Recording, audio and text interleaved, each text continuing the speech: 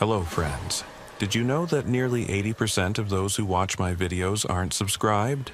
If you enjoy the content, I'd truly appreciate it if you hit that subscribe button. It helps a lot. Also, don't forget to leave a like and share your thoughts in the comments. Your interaction not only supports the channel's growth, but also helps these stories reach more people. Thank you all for being here. By the way, where are you watching from? Let me know in the comments.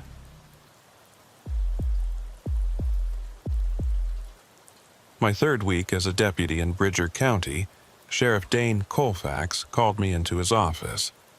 He had an old planning map spread across his desk, red marker in hand, tracing boundaries I didn't recognize. "Riley," he said without looking up. "You settling in okay?" "Yes, sir. Learning the routes." "Good. There's something you need to know about Sector 12. He tapped a section on the map. A blank space between two county roads, maybe 40 acres. No structures marked, no address numbers, just empty. I leaned closer. "What's there?" "Nothing you need to worry about." He drew a thick red circle around it. "You see this area during patrol.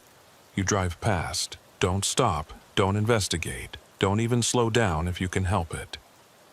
It was the way he said it. Not like a suggestion, but like a rule that had been broken before. "Is it private property?" I asked. "Technically, no. It's county land, but it's been restricted since before I took office." He folded the map and handed it to me. "Keep this in your patrol vehicle. Study it tonight. I don't want any confusion about where that boundary is."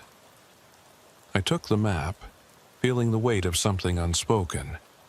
"Sheriff, if there's a safety issue, there's no issue as long as you follow the rule." He met my eyes then, and I saw something I hadn't seen before. Not anger, not irritation, just a deep, tired certainty. "Riley, I've been sheriff here for 18 years. This is the one thing I'm asking you to trust me on without questions. Can you do that?" I nodded. "Yes, sir." "Good. Now get out there, and Riley?" He paused as I reached the door. "If you ever see anything unusual near that area, lights, movement, vehicles, you radio me directly, not dispatch, me." I left his office with more questions than I'd arrived with, but I knew better than to push. Colfax was fair, straightforward, and he'd never steered me wrong. If he said, "Stay away," there had to be a reason. That night, I spread the map across my kitchen table and studied it under the lamp. Sector 12 sat in a remote stretch between Highway 47 and Old Timber Road. The nearest residence was 3 miles east. According to the map, the area had once been marked as County Maintenance Access, but someone had crossed it out in faded ink and written restricted in its place. I traced my finger along the boundary. The northern edge ran along a creek bed. The southern edge followed an old fence line. There were no gates marked, no access roads, just those 2 county roads on either side, an empty space between them. The next morning, I started my shift at 6. The fall air was cold and damp, mist hanging low over the fields. I drove my usual patrol route, checking the high school parking lot, cruising through downtown, making a swing past the truck stop on the interstate. Around 9, I found myself on Highway 47, heading north. I wasn't planning to go near Sector 12, I was just following my route. But as I came around a bend in the road, I saw it for the first time. A chain-link fence maybe 10 feet tall, running parallel to the highway. It was old, the metal weathered and dark, but it was solid. Every 20 yards there was a yellow sign, "No trespassing, county property. Violators will be prosecuted." I slowed down without meaning to. Through the fence, I could see trees, thick pine and oak, crowding close to the barrier. The ground was overgrown with brush and wild grass. It looked like no one had set foot in there for years. But there was something else. something that made me ease off the gas even more. Camera housings. Small, dark boxes mounted on poles every 30 yards along the fence. They were pointed inward toward the trees. I'd seen security cameras on government buildings, on convenience stores, on private lots, but I'd never seen them on empty county land in the middle of nowhere. My radio crackled. "Unit 7, what's your location?" I grabbed the handset. "Highway 47, northbound near mile marker 14. There was a pause. Then Colfax's voice came through, calm but firm. "Copy that. Unit 7, proceed to the truck stop. We've got a report of a theft." "On my way." I didn't mention the fence. I didn't mention the cameras.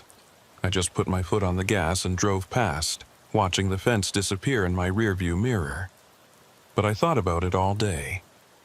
That evening, back at the station, I found Kit Landry in the break room. Kit was a county ranger, mid-40s, with the kind of weathered face that came from spending more time outdoors than in. We'd worked a few calls together, livestock loose on the highway, illegal dumping near the state forest. He was quiet, competent, and he knew the county better than anyone. "Kit," I said, pouring myself a coffee, "you ever patrol near Sector 12? He looked up from his sandwich, and for just a second his expression went flat. "No, just wondering. I saw that fence today. Looked pretty secure for county land." Kit set down his sandwich and wiped his hands on a napkin, taking his time. "Riley, how long you been working here?" 3 weeks. 3 weeks. He nodded slowly. "Let me give you some advice. There are places in this county where the rules are different. Not because anyone wants them to be, just because that's how it is. Sector 12 is one of those places. What's out there? Nothing." He said it too quickly, and that's the point. It's nothing. So there's no reason to go looking. But the cameras are there to make sure it stays nothing. Kit stood up, gathering his trash. "Sheriff gave you the talk, right? The rule?" "Yeah?" "Then follow it. Trust me, Riley, some things are restricted for a reason, and the reason doesn't always make sense until it's too late." He left, and I sat there with my coffee, staring at the wall. Over the next 2 weeks, I drove past Sector 12 maybe a dozen times. I never stopped. I never slowed down more than I had to. But I always looked. The fence was always there, solid and unbroken. The cameras never moved. The trees never changed. It was like looking at a photograph, static, frozen, dead. But one morning, everything shifted. It was early October, just after dawn. I was heading north on Highway 47, the road empty except for me. The mist was heavy that day, rolling across the fields in thick gray sheets. Visibility was maybe 50 yards. As I came around the bend near Sector 12, I saw something that shouldn't have been there. A car, pulled off onto the shoulder, right next to the fence. I slowed down, my stomach tightening. It was an old sedan, maybe 15 years old, covered in road dust. The driver's door was open.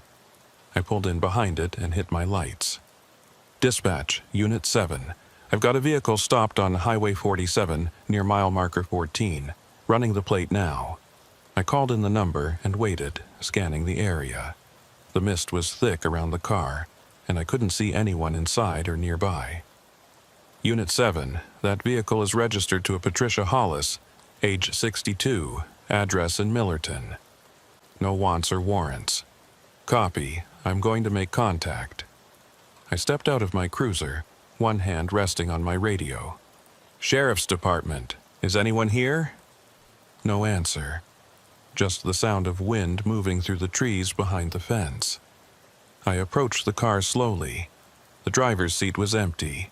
Keys were still in the ignition. A purse sat on the passenger seat. Wallet inside, $53 in cash. No signs of struggle. No blood. No damage.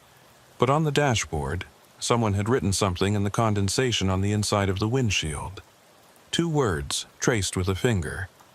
Don't look. The letters were already fading, moisture beading and running down the glass. But they'd been written recently, within the last few minutes.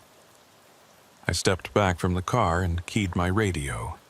"Dispatch, I need the sheriff at my location, and tell him it's about Sector 12. Copy, Unit 7. Sheriff is en route." I stood there, next to that empty car, and for the first time since I'd started this job, I felt something I hadn't felt before. Not fear, exactly, but something close to it, a feeling like I was being watched, not by cameras, by something else. I turned and looked at the fence. Through the chain link and the mist, I could see the trees. Dark, still, silent. And somewhere in that silence I heard it. A sound, faint, distant, like someone dragging metal across concrete. It stopped, started again. Stopped. I took a step toward the fence, my hand moving to my flashlight. "Riley." I spun around. Sheriff Colfax was standing next to his cruiser 10 feet away. I hadn't even heard him pull up. "Step away from the fence," he said quietly. I did. He walked past me to the abandoned car, looked inside, saw the message on the windshield. His jaw tightened, but he didn't say anything. He just pulled out his phone and made a call. "Kit, it's Colfax. I need you at mile marker 14 on 47, now." He hung up and turned to me. "Did you touch anything?" "Just the door handle. Checked for ID. See anyone?" "No, sir. See neither. Hear anything?" I hesitated. There was a sound. From inside the fence, like metal scraping. Colfax looked at me for a long moment, then nodded. "Get in your cruiser. Wait there." "Sheriff, that's not a request, deputy." I went back to my vehicle and sat behind the wheel, watching as Colfax stood next to the fence, staring into the trees. He didn't move, didn't speak, just stood there, hands in his pockets, like he was waiting for something. 10 minutes later, Kit Landry arrived. The 2 of them talked in low voices I couldn't hear. Then Kit went to his truck and came back with a heavy-duty bolt cutter. They walked along the fence, checking the posts, the links, the ground, looking for something. After another 15 minutes, Colfax came back to my cruiser. "We're going to have the vehicle towed. I want you to file a report. Abandoned vehicle. Possible welfare check needed on Patricia Hollis. Standard procedure. Don't mention the fence. Don't mention the message on the windshield. But Sheriff, Riley." He leaned down, his voice low and steady. "I know you have questions, and I'm not asking you to stop thinking. I'm asking you to trust that there are some things in this job that don't have easy answers. Some things we handle quietly because that's the only way to handle them. What about the woman? Patricia Hollis. We'll find her. Will we?" He didn't answer. He just looked at me with those tired eyes, and I knew. We wouldn't. That night, I couldn't sleep. I kept thinking about that car, that message, that sound behind the fence. I pulled out the map Colfax had given me and studied it again, looking for something I'd missed. And that's when I saw it. In the bottom corner of the map, barely visible, was a date written in pencil. 1980, the year the area was marked as restricted. I grabbed my laptop and started searching. County records, old newspaper archives, anything about Sector 12. I found one article, a single paragraph in the Bridger County Register from October 1987. County commissioners voted 4-1 to close County Maintenance Road 12 to public access following an incident involving a maintenance worker. No further details were provided. The area will be monitored by county security. That was it. No names, no details. Just an incident. I kept digging, found nothing else. It was like someone had scrubbed the records clean. But I did find something else. Something that made my skin crawl. A list of missing persons in Bridger County over the past 30 years. 11 names. 11 people who'd disappeared without a trace. And when I cross-referenced their last known locations with the map, a pattern emerged. Every single one of them had last been seen within 8 miles of Sector 12. The next week passed in a strange kind of quiet. Patricia Hollis never turned up. Her car was towed, processed, and stored in the county impound lot. A welfare check at her home in Millerton found her house locked, her mail piling up. Her cat unfed. She'd left no note, no message, no indication of where she'd gone or why. She'd just vanished. The case was handed over to the state police, and we were told to move on. Just another missing person in a county that had too many of them. But I couldn't move on, because every time I drove past Sector 12, I felt it. That feeling of being watched. I mentioned it to Kit one afternoon when we were both getting gas at the truck stop. He was filling up his Ranger truck and I pulled in next to him. "Kit, can I ask you something?" He didn't look at me. "Depends. How many people have gone missing near Sector 12? His hand tightened on the gas pump. "I don't know what you're talking about." I looked it up. 11 people in 30 years. That's not normal. Riley. He turned to face me then, and his expression was harder than I'd ever seen it. "You need to let this go." "I can't. There's something wrong out there. Something the department isn't talking about." There are a lot of things the department doesn't talk about. That's how it works. He finished filling his tank and hung up the pump. "You want some advice? Stop looking. Stop asking questions. Do your job, go home, and forget about that place." "What if I can't?" Kit stepped closer, lowering his voice. "Then you're going to end up like the others." My blood went cold. What others? The ones who couldn't let it go. He walked back to his truck, then paused. "There's a reason Colfax has been sheriff for 18 years, Riley. It's because he knows when to look away. You'd do well to learn that lesson before it's too late." He drove off, leaving me standing there with more questions than before. That night, I made a decision I knew I'd regret. I was going to Sector 12, after dark, alone. I told myself it was just reconnaissance. I'd park on Old Timber Road, the southern boundary, and take a look at the fence from the other side. Maybe get a better sense of what was behind all those cameras. I wouldn't cross the fence. I wouldn't break any rules. I'd just look. But deep down, I knew I was lying to myself. I waited until midnight, then changed into civilian clothes. Jeans, a dark jacket, boots. I left my service weapon at home and took my personal truck instead of the cruiser. If anyone saw me, I wanted it to look like I was just a civilian out for a drive. Old Timber Road was a narrow dirt track that ran along the southern edge of Sector 12. It was rarely used, mostly by hunters during deer season. At night, it was completely deserted. I parked about a quarter mile from the fence and walked the rest of the way, using my flashlight sparingly. The woods on either side of the road were thick and dark, the kind of dark that feels heavy, like something pressing against you. After about 10 minutes, I reached the fence.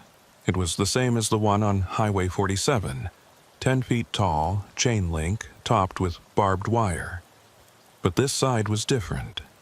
The trees grew right up against it, branches pressing through the gaps in the metal, and there were no cameras here. At least, none that I could see. I stood there, shining my flashlight through the fence, trying to see what was on the other side. Trees, thick underbrush, darkness. Nothing unusual, nothing out of place, but then I heard it again. That sound, metal scraping against concrete. It was faint, distant, somewhere deep in the woods beyond the fence. It would scrape for a few seconds, then stop, then start again. Scrape, stop, rhythmic, deliberate. I felt my pulse quicken. Part of me wanted to turn around and walk back to my truck, but another part, the part that had made me a deputy in the first place, needed to know what was making that sound. I followed the fence line, walking parallel to it, my flashlight beam cutting through the trees. The sound grew louder as I moved east, and after about 50 yards, I saw something that made me stop. A gap in the fence. Not a hole or a cut. A gate. Small, maybe 4 feet wide, secured with a heavy chain and padlock. But it was recent. The metal was clean, not weathered like the rest of the fence. Someone had put this gate here, and someone was using it. I crouched down and examined the ground near the gate. Fresh tire tracks in the dirt. A vehicle had been here within the last few days. My radio crackled. I nearly jumped out of my skin. I'd left my personal radio in the truck, but the sound was so similar, so unexpected, that for a second I thought, but no, it wasn't my radio. It was coming from the other side of the fence. I stood up slowly, aiming my flashlight toward the sound. About 20 yards inside the fence, I saw it. A radio, one of our department radios, sitting on top of a tree stump. It crackled again, and then I heard a voice. My voice. "Unit 7, what's your location?"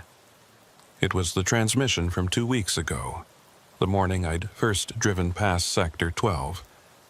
My stomach dropped. The radio crackled again, and this time I heard Colfax. "Copy that. Unit 7, proceed to the truck stop." Then static, then silence. I stood there, staring at that radio, trying to make sense of what I was seeing. How did our radio get in there? Who was playing back old transmissions? And then I realized something even worse. If that radio was there, someone had been listening.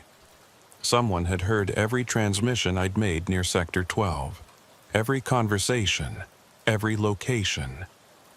Someone knew I was here. I backed away from the fence, my heart pounding. The scraping sound had stopped. The woods were silent now. Too silent. I turned and started walking back toward my truck, moving faster than before. The trees seemed closer, the darkness thicker. I kept my flashlight pointed ahead, trying not to think about what might be behind me. And then I heard footsteps. Not on my side of the fence. On the other side. Someone was walking parallel to me, matching my pace, staying just out of sight in the trees. I stopped. The footsteps stopped. I walked. The footsteps walked. "Who's there?" I called out. No answer. Just the sound of wind through the branches. I started running. The footsteps ran too, crashing through the underbrush faster than I was, gaining on me. I reached my truck, fumbled with the keys, got the door open. I threw myself inside, slammed the door, locked it. Started the engine. As I pulled away, my headlights swept across the fence one last time. And standing there, gripping the chain link with both hands, was a figure. I only saw it for a second, just a silhouette, but I could see enough to know it was watching me. And then I was gone, speeding down Old Timber Road, my hands shaking on the wheel. I didn't stop until I was back in town, parked outside my apartment. I sat there in my truck for 20 minutes, trying to steady my breathing, trying to convince myself I'd imagined it. But I hadn't. I knew I hadn't.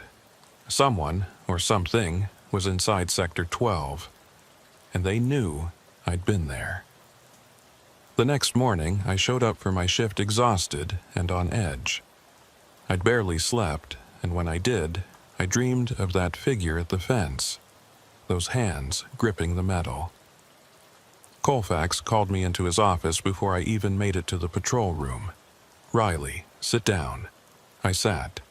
He closed the door behind me.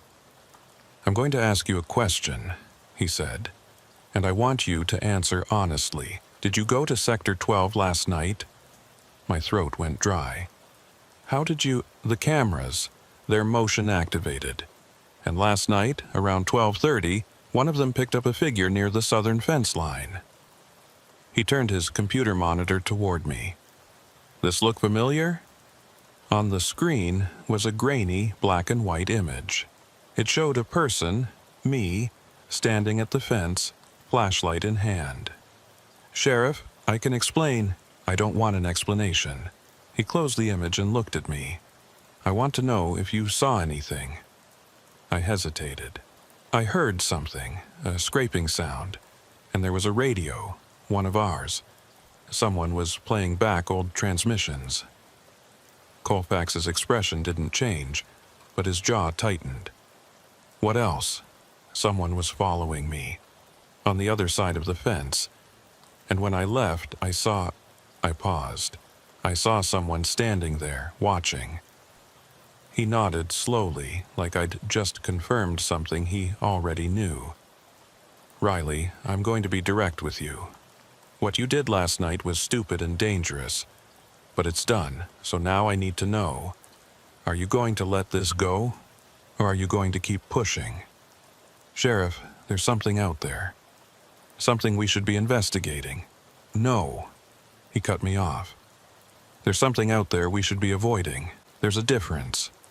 He stood up and walked to the window, looking out at the parking lot. "Riley, I've been in law enforcement for 32 years. I've seen things that would make your skin crawl. But the one thing I've learned is this. Some cases don't have solutions. Some questions don't have answers. And some places are better left alone. But what about Patricia Hollis? What about the other missing people? They made the same mistake you almost made last night. They got curious. They went looking for answers." He turned back to me, and they found something they shouldn't have. "What did they find?" He didn't answer. He just looked at me with those tired eyes and said, "Go home, Riley. Take the day off. Think about whether this job is right for you. Because if you can't follow orders, if you can't trust me when I tell you to stay away from something, then you don't belong in this department." I left his office feeling like I'd been punched in the gut. I wasn't being fired, but I'd been given an ultimatum. Drop it or leave. I went home. I tried to sleep. I tried to watch TV to distract myself. But all I could think about was that figure at the fence, and the radio, and the footsteps. Around 3 in the afternoon, my phone rang. Unknown number. I answered. "Hello?" Static. Just static. Like a radio that wasn't quite tuned in. "Hello?" I said again. And then, through the static, I heard it. My own voice. "Unit 7, what's your location?" The line went dead. I stared at my phone, my hands shaking. Someone was calling me, someone who had access to our radio transmissions, someone who wanted me to know they were listening. That night, I made a decision. I wasn't going back to Sector 12, but I wasn't dropping this either. I was going to find out what happened in 1987. I was going to find out why that area was restricted. And I was going to find out who, or what, was behind that fence. Even if it cost me my badge. I spent the next 3 days digging. Not at work, I couldn't risk Colfax finding out, but at home, late at night, using every resource I could access without raising flags. I started with the county archives. Most of the records from the 80s had been digitized, but there were gaps. Convenient gaps. Months where reports were missing or marked as lost or damaged. And 1987 had more gaps than any other year. But I found something. A budget report from November 1987 that mentioned an emergency expenditure of $47,000 for security infrastructure installation. County Road 12 area. $47,000 in 1987 was serious money. That wasn't a few cameras and a fence. That was a fortified perimeter. I kept digging. Found a personnel report from December 1987 listing 3 county maintenance workers who'd been placed on indefinite administrative leave. No names, no reasons. Just gone. Then I found something that made my blood run cold. A death certificate. Eugene Marsh, age 34, county maintenance worker.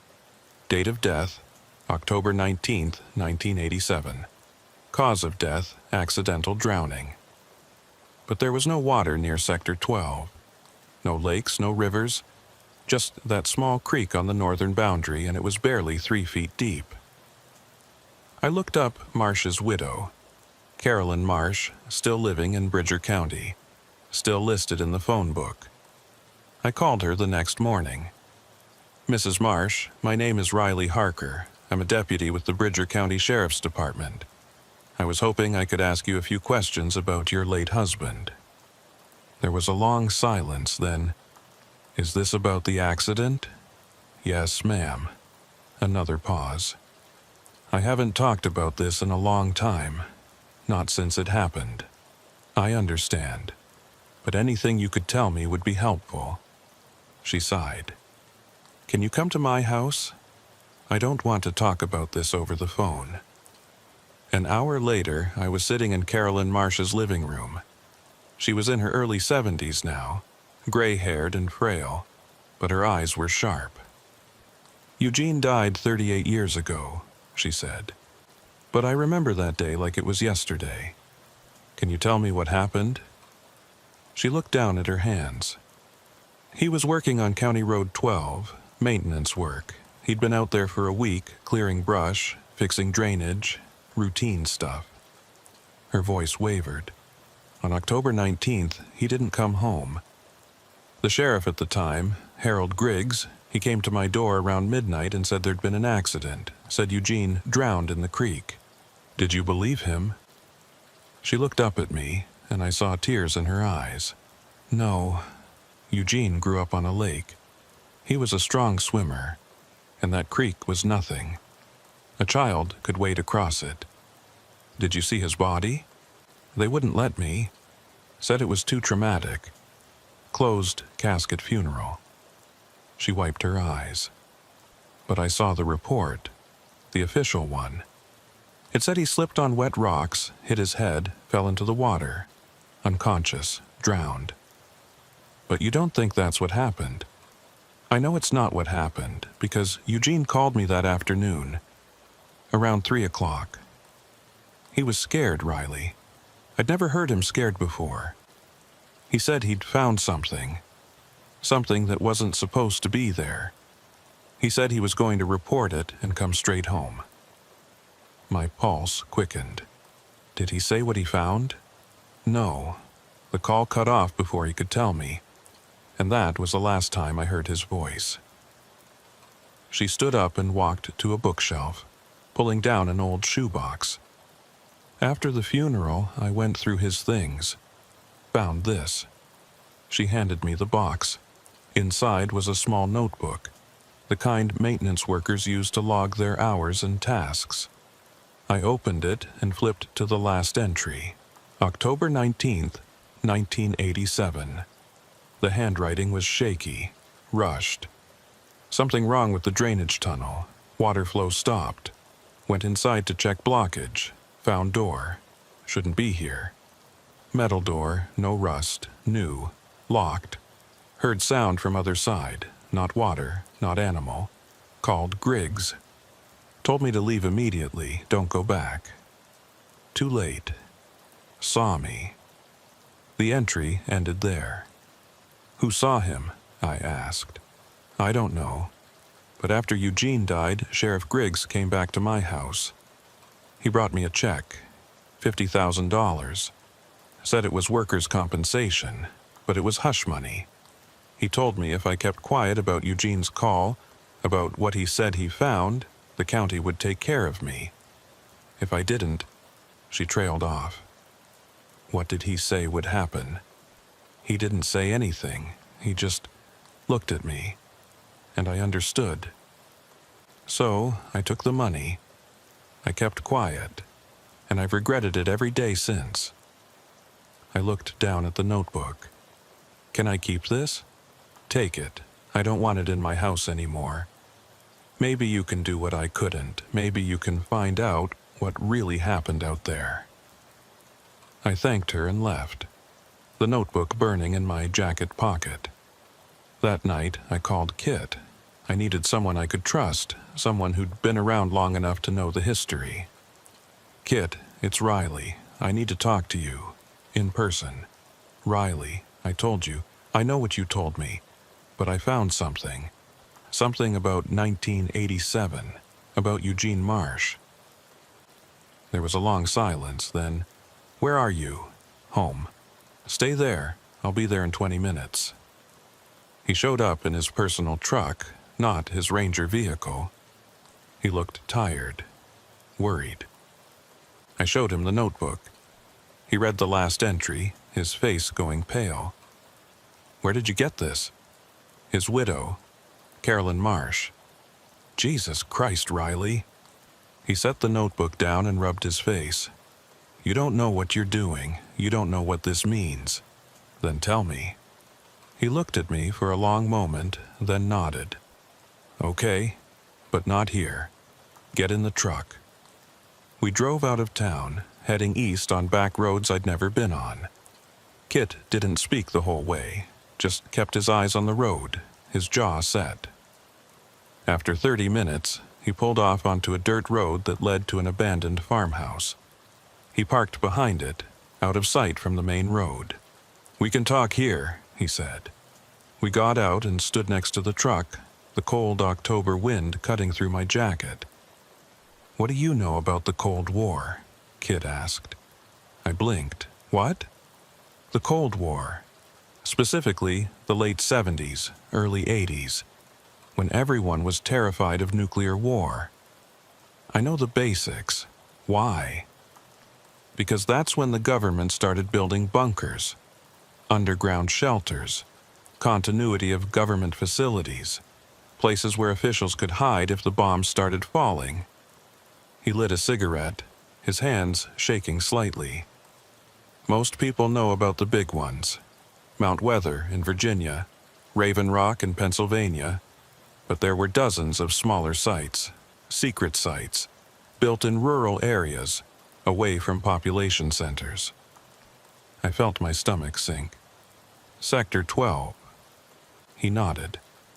In 1982, the federal government bought 40 acres of land in Bridger County through a shell corporation, built an underground bunker, small one, maybe enough space for 50 people, access tunnel, generators, water filtration, the works.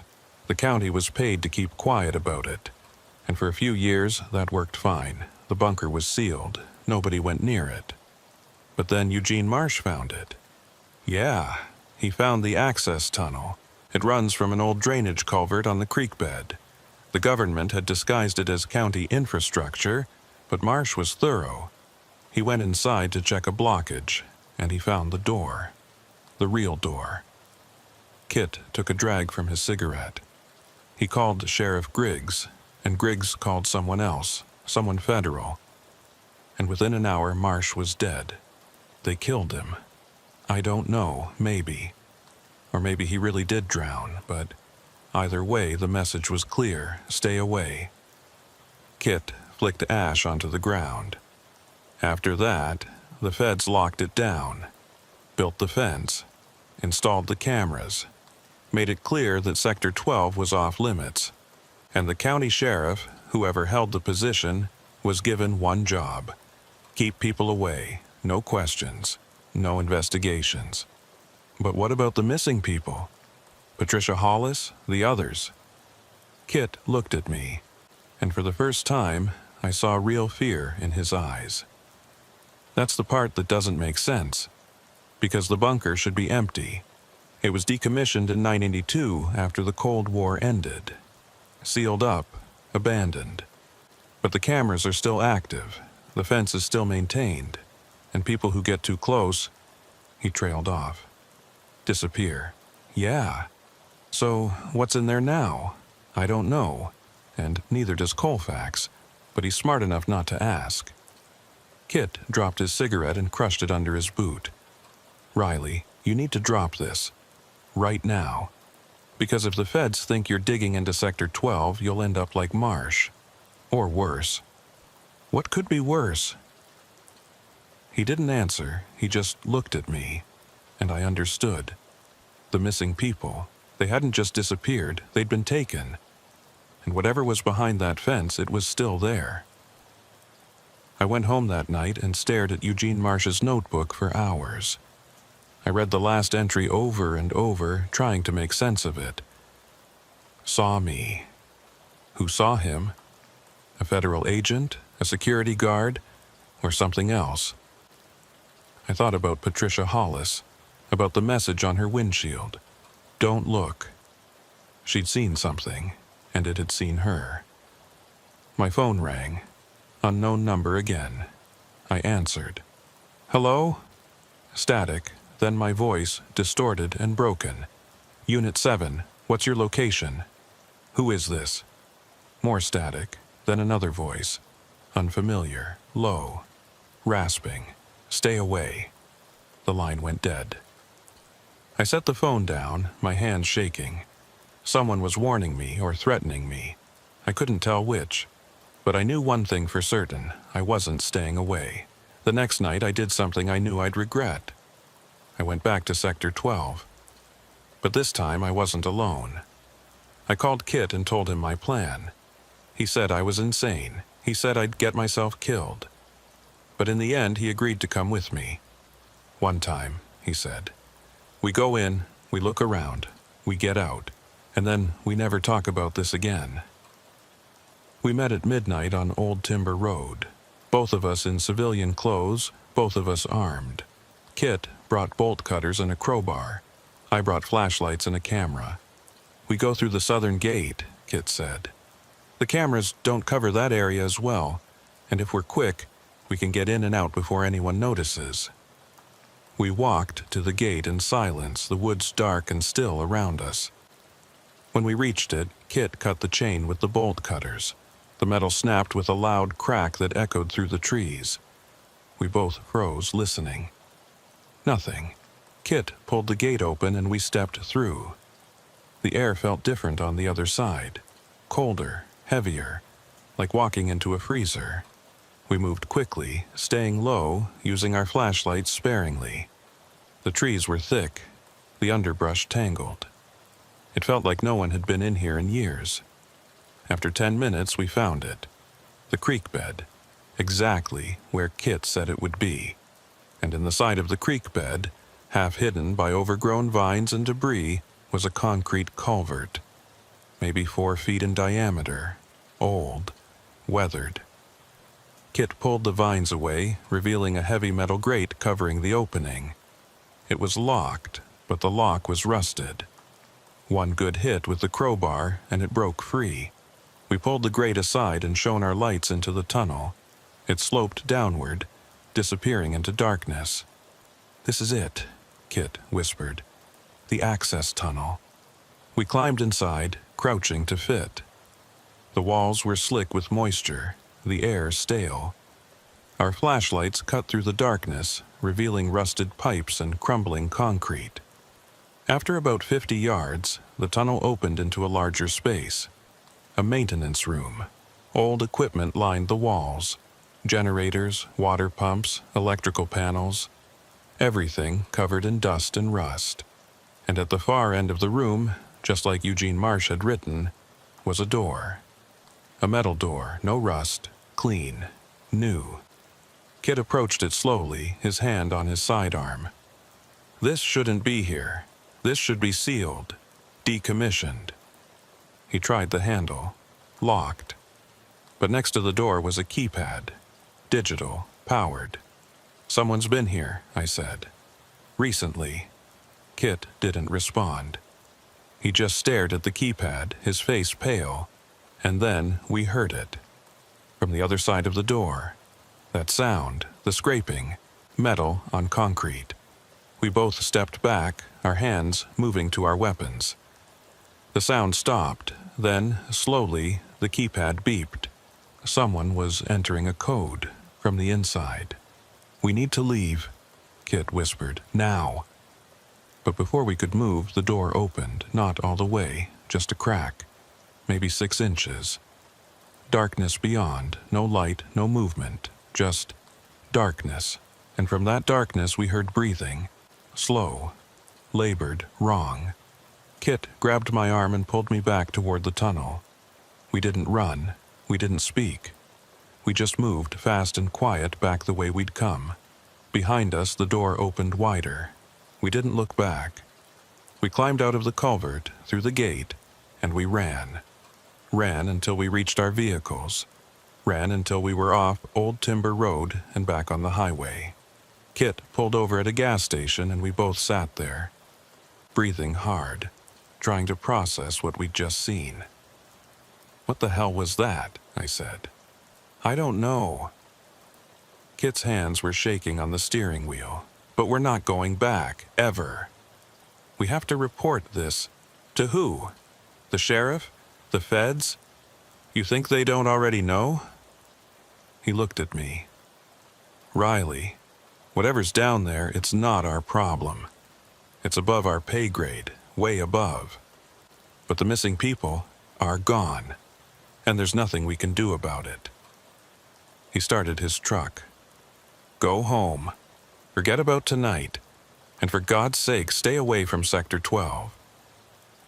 He drove off, leaving me alone in the parking lot. I went home. I tried to sleep, but I couldn't stop thinking about that door, about the darkness beyond it, about the breathing. The next morning, I showed up for my shift. Colfax was waiting for me in his office. "Riley, sit down." I sat. He turned his computer monitor toward me. On the screen was a black and white image from last night.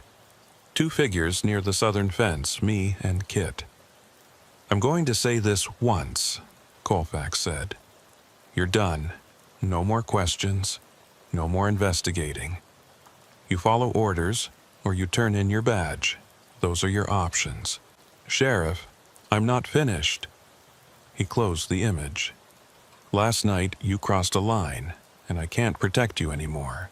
So here's what's going to happen. You're going to forget about Sector 12. You're going to go back to being a good deputy. And you're going to trust that some things are better left alone." "What if I can't?" He looked at me for a long moment. "Then you'll end up like Eugene Marsh. And I'll have to knock on your mother's door and tell her you had an accident."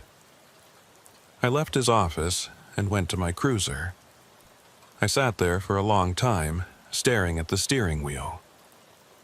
I had a choice: follow orders and stay safe, or keep pushing and risk everything. I thought about Patricia Hollis, about the 11 missing people, about Eugene Marsh's notebook, and I thought about that door, that darkness, that breathing. I made my choice. That night, I went back to Sector 12. Alone. I didn't tell Kit. I didn't tell anyone. I just went. I parked on Old Timber Road and walked to the southern gate. The chain had been replaced, but I cut it again. I went through. I found the culvert. I climbed inside. I made my way down the tunnel to the maintenance room. The door was still there. Still closed. But this time, there was something different. A message, written on the door in chalk. 3 words: "You were warned." I stood there, staring at those words, my flashlight beam shaking in my hand. And then I heard it. Behind me, in the tunnel. Footsteps, slow, deliberate. Coming closer, I turned, my flashlight cutting through the darkness, and I saw it. A figure standing at the entrance to the maintenance room. Tall, thin, wrong. It didn't move, it just stood there, watching me. I raised my weapon. "Stop! Sheriff's Department!" It took a step forward. I fired. The shot echoed through the tunnel, deafening. But the figure didn't fall, didn't flinch. It just kept walking. I fired again, and again. Nothing. I turned and ran toward the door, the metal door, the only other way out. I slammed into it, grabbed the handle, pulled, locked. The footsteps behind me grew louder. I pounded on the door. "Let me in, please." The keypad beeped, the door opened, and I fell through, into darkness. The door slammed shut behind me. And for a moment there was silence. Then I heard breathing. Not behind me, not in front of me, all around me. I turned on my flashlight, and I saw them. Dozens of figures, standing in the darkness, motionless, watching. And in the center of the room, sitting on the floor, was Patricia Hollis. She looked up at me, her eyes empty.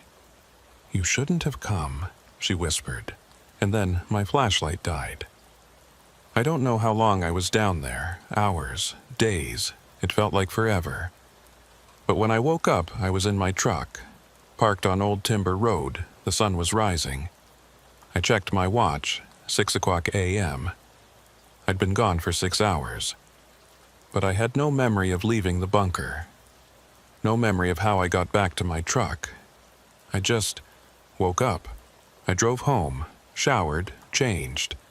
And when I showed up for my shift, Colfax called me into his office. "You look like hell," he said.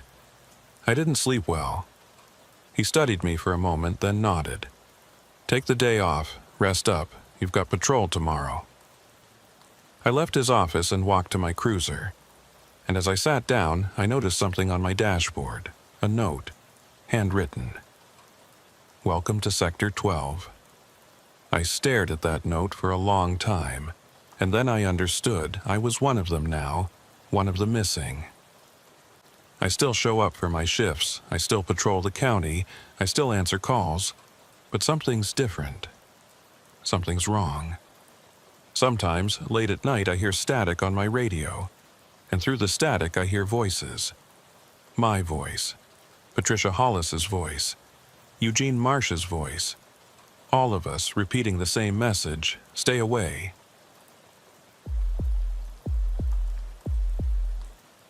I'd been working patrol for the Sheriff's Department in Hackett County for about 8 months when I first heard about Water Tank 19. It came up during a briefing on a Tuesday morning, casual as anything, like it was just another location on the map. Sheriff's Deputy Noah Lemick, that's me, sitting in the briefing room with 5 other deputies, drinking bad coffee and listening to Sergeant Whalen go through the weekly updates. "Route assignments," he said, clicking through a slide on the projector. "Noah, you're taking Sector 4 this week. North District, County Roads 200 through 215, and the industrial zone out past Mercer Creek." I nodded, making notes. "One thing," Whalen added, not looking up from his clipboard. "Water Tank 19 is in your sector. It's the old water treatment facility off Route 211. It's been decommissioned since 2003. "Got it," I said. "You don't patrol it after dark." I looked up. "What?"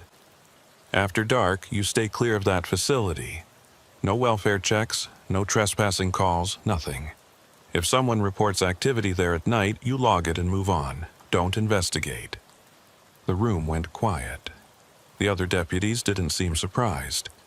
They just kept drinking their coffee, looking at their phones. "Why not?" I asked. Whalen finally looked at me. "Because those are the standing orders. Have been for 20 years.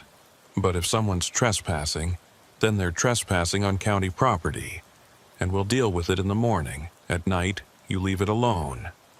He moved on to the next slide before I could ask anything else. After the briefing, I caught up with one of the senior deputies in the parking lot. Guy named Marcus. Been on the force for 15 years. "Marcus, what's the deal with Water Tank 19? He unlocked his cruiser and tossed his bag in the back seat. "No deal, just follow the orders." "Come on, there's gotta be a reason we don't patrol it at night."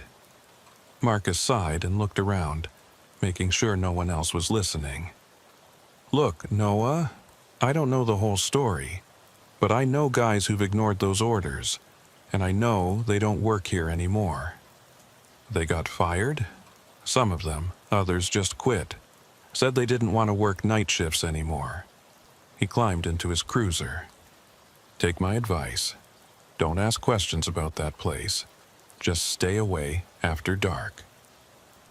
He drove off, leaving me standing there with more questions than I'd started with. That afternoon, I decided to take a drive out to Water Tank 19 during daylight, just to see what all the fuss was about. Route 211 was a 2-lane county road that ran through farmland and patches of pine forest. After about 6 miles, I saw the turnoff, a gravel access road with a rusted gate hanging open on broken hinges. A faded sign read, Hackett County Water Authority, Facility 19, Authorized Personnel Only. I turned onto the access road and drove slowly, taking it all in. The facility sat in a clearing surrounded by trees. It was bigger than I'd expected, a sprawling complex of concrete buildings, metal tanks, and rusted machinery. Everything was covered in years of neglect. Weeds growing through cracked pavement, windows broken or boarded up, chain-link fencing sagging and torn. But the strangest thing was how intact it all looked. Like someone had just walked away one day and never came back. I parked near the main building and got out. The place was silent except for the wind moving through the trees and the distant call of crows. The main structure was a 2-story concrete block building with a flat roof. The windows on the ground floor were covered with steel grates. The door was padlocked, and next to it was a newer-looking sign, No Trespassing. Violators will be prosecuted. I walked around the perimeter. Behind the main building were the tanks, massive cylindrical structures, maybe 30 feet tall, connected by a maze of pipes and catwalks. Most of them had numbers stenciled on the side in faded paint, 15, 16, 17, 18, and at the far end of the complex, separated from the others by about 50 yards, was Tank 19. It was identical to the others in size and shape, but something about it felt different. Wrong. The ground around it was clear. No weeds, no grass, just bare dirt. And the metal surface was covered in something dark. Rust, maybe. Or something else. I walked closer, my hand resting on my sidearm without really thinking about it. The tank had a maintenance ladder running up one side to a hatch at the top. At the base was a heavy steel door with a wheel lock, like something you'd see on a submarine. And bolted across the door were 3 separate padlocks. New ones, heavy duty. I crouched down and examined the ground near the door, and that's when I saw them. Footprints. In the dirt. Fresh.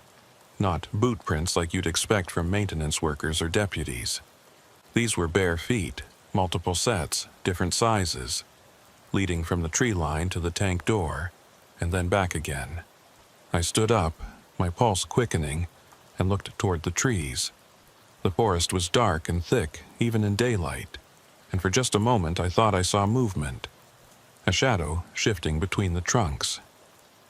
I unclipped my radio. Dispatch, this is Unit 12. I'm at Water Tank 19, doing a daylight inspection. Everything looks secure, but I've got fresh footprints near Tank 19 itself. Possible trespassers.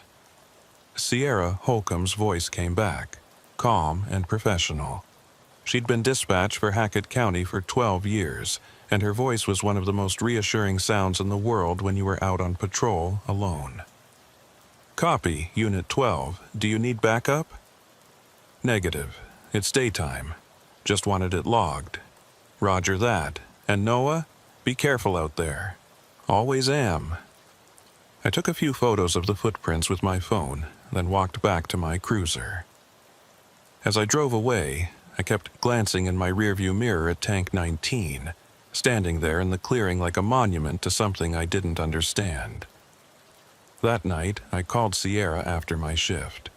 We developed a kind of friendship over the months, the kind that happens when you spend hours talking over the radio in the middle of the night when nothing's happening, and you're both just trying to stay awake. Hey, Noah, what's up? You got a minute? I wanted to ask you about water tank 19. There was a pause. What about it? Why don't we patrol it after dark? Another pause, longer this time. You went out there today, didn't you? Yeah, during daylight. And I found footprints. Bare feet, fresh. Someone's been out there recently. Sierra sighed. Noah, I'm going to tell you the same thing I tell every new deputy who asks about that place. Follow the standing orders. Don't patrol it at night. Don't investigate calls there after dark. Just leave it alone. But why? Because I've been working dispatch for 12 years, and in that time I've sent 3 deputies out to water tank 19 at night. None of them filed a report. 2 of them quit within a week. The third one transferred to a different county and won't return my calls. What happened to them? I don't know. They won't talk about it. But I know they saw something. Something that scared them enough to walk away from a career. Her voice softened. Noah, I like you. You're a good deputy. So do me a favor and just trust me on this one. Stay away from that place after dark. I wanted to argue. I wanted to demand answers. But something in her voice stopped me. Okay, I said. I'll stay away. Good. Now go get some sleep. You're on night shift tomorrow. I hung up and sat there in my apartment, staring at the photos on my phone. Those footprints. Those bare, human footprints leading to a locked tank in the middle of nowhere. What were they doing out there? The next week passed uneventfully. I patrolled my sector during the day and early evening. Avoided water tank 19 after dark like I'd been told, and tried not to think about those footprints. But then, on Friday night, everything changed. I was on night patrol, cruising down Route 211 around 11 o'clock p.m., when my radio crackled. Unit 12, this is dispatch. Go ahead, Sierra. I've got a call from a truck driver on Route 211. He says he saw lights at the old water facility. Multiple lights, moving around inside the fence. My stomach tightened. Copy. What's my instruction? There was a pause. I could hear Sierra typing on her keyboard. Standing orders say to log it and move on, but Noah... The caller sounded really concerned. He said it looked like a lot of people in there.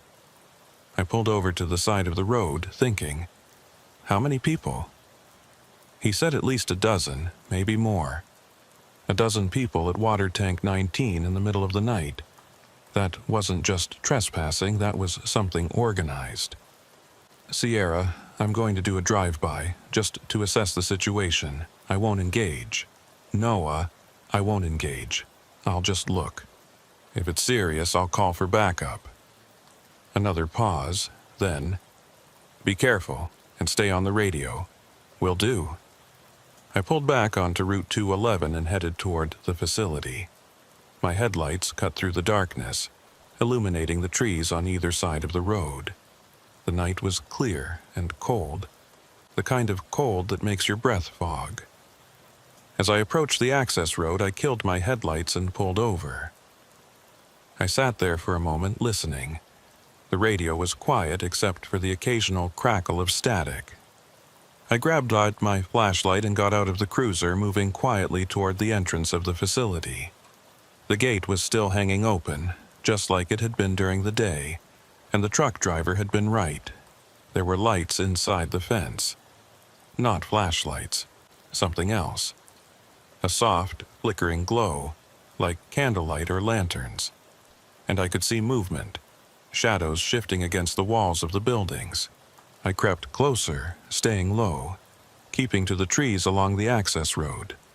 My heart was pounding, but I kept my breathing steady. I'd been trained for this. Observe, assess, report. Don't engage without backup. I got within about 50 yards of the main building and crouched behind an old equipment shed. From there, I had a clear view of the complex. There were people inside the fence. At least 15 of them, maybe more. They were moving in a line, walking from the main building toward Tank 19. They were all barefoot, all wearing what looked like white or pale-colored clothing. And they weren't talking. Not a sound. Just silent movement. I pulled out my phone and started recording. The camera quality wasn't great in the low light, but it was better than nothing. The line of people reached Tank 19 and formed a circle around it. They stood there, completely still, facing the tank. And then, slowly, they all raised their hands and placed them against the metal surface. I watched, frozen, as they stood like that for what felt like an eternity. No movement. No sound. Just 15 people standing in a circle, touching a locked water tank in the middle of the night. And then I heard it, a sound coming from inside the tank, a low, rhythmic thumping, like something heavy being dragged across metal. Thump, thump, thump. The people around the tank didn't react. They just stood there, hands pressed against the metal as the thumping continued. I felt my skin crawl. This wasn't trespassing. This wasn't vandalism. This was something else entirely. I needed to call this in. I needed backup. I started to back away, moving carefully, trying not to make any noise. But as I turned, my boot caught on a piece of rusted metal lying in the dirt. It scraped against the ground with a loud scraping sound. The thumping inside the tank stopped. All 15 people turned their heads toward me in perfect unison. I froze. They didn't move. They just stared. And even from 50 yards away, even in the dim light, I could see their faces. Blank, empty, wrong. I ran. I didn't think. I just ran back to my cruiser, got in, started the engine, and floored it out of there. My hands were shaking so hard I could barely grip the steering wheel. "Sierra!" I shouted into the radio. "Sierra! I need backup at water tank 19. Now!" "Noah, what's going on?" "I don't know. There are people out here, a lot of them, and something's wrong. Something's really wrong." "I'm dispatching units. ETA 10 minutes. Get out of there, Noah." "I'm already gone." I drove back to the main highway and pulled over, waiting for backup to arrive. My heart was racing. My hands wouldn't stop shaking. What the hell had I just seen? 10 minutes later, 2 patrol units arrived, Marcus and another deputy named Collins. I told them what I'd seen, showed them the video on my phone. Marcus watched it, his face grim. "Jesus Christ, Noah." "We need to go back," I said. "We need to find out what they were doing." Collins shook his head. "No, we need to call this in to the state police. This is way above our pay grade. They were trespassing on county property. Noah." Marcus put a hand on my shoulder. "Listen to me. We're not going back there tonight. We're going to file a report, and we're going to let someone else handle this. Understood?" I wanted to argue, but the look on his face stopped me. "Fine," I said. We drove back to the station and filed our reports. By the time I was done, it was almost 3 o'clock a.m. I went home, but I didn't sleep. I just kept thinking about those people, those blank faces, that sound inside the tank, and the way they'd all turned to look at me at the exact same moment. The next morning, I showed up at the station expecting some kind of follow-up, but there was nothing. No debriefing, no investigation. Just business as usual. I found Marcus in the break room. "What's going on? Did the state police go out to the facility?" He poured himself a coffee and didn't look at me. "I don't know." "What do you mean you don't know?" "I mean I filed my report, and I haven't heard anything back." "That's how it works with Water Tank 19. "That's insane. We saw people out there. We saw something," Marcus said, finally meeting my eyes. "But we don't know what, and we're not going to know, because that's not our job." "Whose job is it?" He didn't answer. He just walked out of the break room. I spent the rest of the day trying to get answers. I called the sheriff's office. I called the state police. I even called the county administrator's office. No one would talk to me about water tank 19. It was like the place didn't exist. That night, I got a call from Sierra. "Noah, can you meet me somewhere? I need to talk to you." "Yeah, where?" "The diner on Route 8. Off duty. Don't tell anyone." An hour later, I was sitting across from Sierra in a booth at the back of the diner. She looked tired, worried. "I shouldn't be telling you this," she said, stirring her coffee. "But after what you saw last night, I think you deserve to know." "Know what?" Water Tank 19 isn't just an old water treatment facility. It's something else. Something the county doesn't talk about. I leaned forward. "What is it?" "I don't know exactly, but I know it was shut down in 2003 after an incident. A worker died out there, drowned, supposedly, but the details were sealed. And after that, the county issued standing orders. No one patrols the facility after dark. No investigations. No questions. Why? Because people who go out there at night see things, hear things, and most of them don't want to talk about it afterward." She looked at me. "I've been dispatched for 12 years, Noah. And in that time, I've logged over 30 calls about activity at Water Tank 19. Every single one of them was at night, and every single one of them was ignored. 30 calls. At least, maybe more. I stopped counting after a while."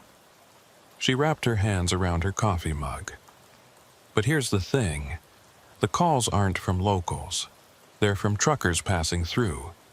People who don't know about the standing orders. And when they call, I'm supposed to log it and do nothing. That's not right. I know. But that's the policy." I sat back, trying to process everything. "So, what do I do?" Sierra looked at me for a long moment. "You do what everyone else does. You follow the orders. You stay away from that place at night, and you forget about what you saw. I can't just forget. Yes, you can. Because if you keep pushing this, you're going to end up like the others. Out of a job. Or worse." "What's worse?" She didn't answer. She just finished her coffee and stood up. "Be smart, Noah. Let this go." She left, and I sat there alone in the booth, staring out the window at the dark highway. But I knew I couldn't let it go. Because I'd seen those people. I'd heard that sound.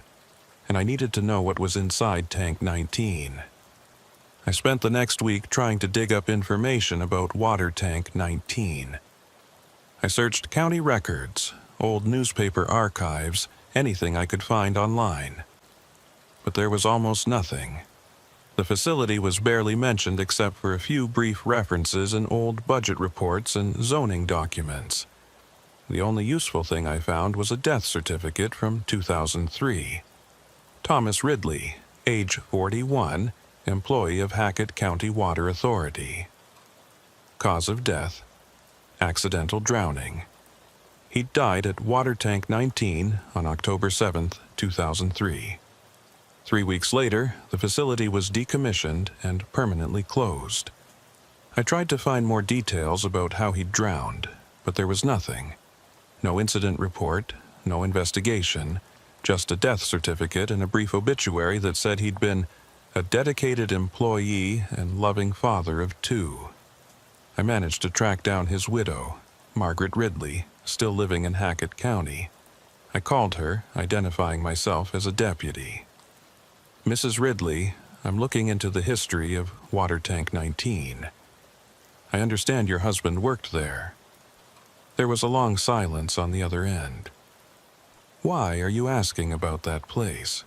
"Just routine. I'm trying to understand the facility's history. That place killed my husband, and the county paid me to keep quiet about it. So, no, I'm not interested in talking about it. Mrs. Ridley, please. Anything you could tell me. My husband drowned in an empty tank. Do you understand that? An empty tank. There was no water in it, but somehow he drowned. Her voice cracked. The county said it was an accident. They said he must have fallen and hit his head, and somehow water seeped in and he drowned. But that doesn't make any sense. And when I asked questions, they threatened to take away my survivor benefits. So I stopped asking. Do you know what he was doing at the facility that day? Maintenance inspection. He'd been going out there every week for months. Said something was wrong with Tank 19, said it needed to be shut down permanently. And 2 days after he filed his report, he was dead. My pulse quickened. Do you have a copy of that report? No, the county took all his files, sealed them.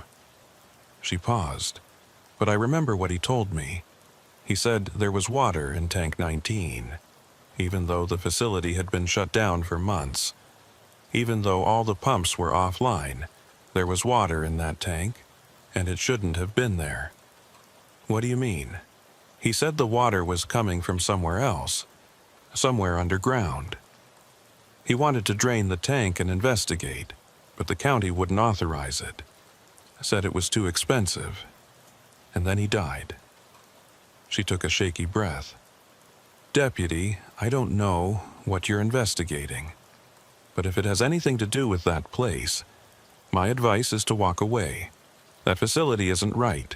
It never has been. She hung up before I could ask anything else. I sat there, staring at my phone, trying to piece it together. Thomas Ridley had found water in an empty tank. He'd wanted to investigate. And then he died. And now, 20 years later, people were gathering at that same tank in the middle of the night. What was in that water? That night, I was on patrol again. It was a quiet shift, a few traffic stops, one domestic disturbance call that turned out to be nothing. Around 1:00 a.m., I found myself driving on Route 211, not far from Water Tank 19. I knew I shouldn't. I knew I was supposed to stay away, but I couldn't stop thinking about what Mrs. Ridley had said. I pulled over to the side of the road about a mile from the facility and killed my lights. I sat there for a moment, listening to the quiet hum of the radio, the occasional crackle of static. And then I heard something else. A voice coming through the radio, faint, distorted. Unit 12. I grabbed the handset. This is Unit 12. Go ahead, dispatch. Nothing, just static. Sierra, do you copy? More static. And then, through the white noise, I heard it again. The water. My skin crawled. That wasn't Sierra's voice. It was deeper. Wrong. Who is this?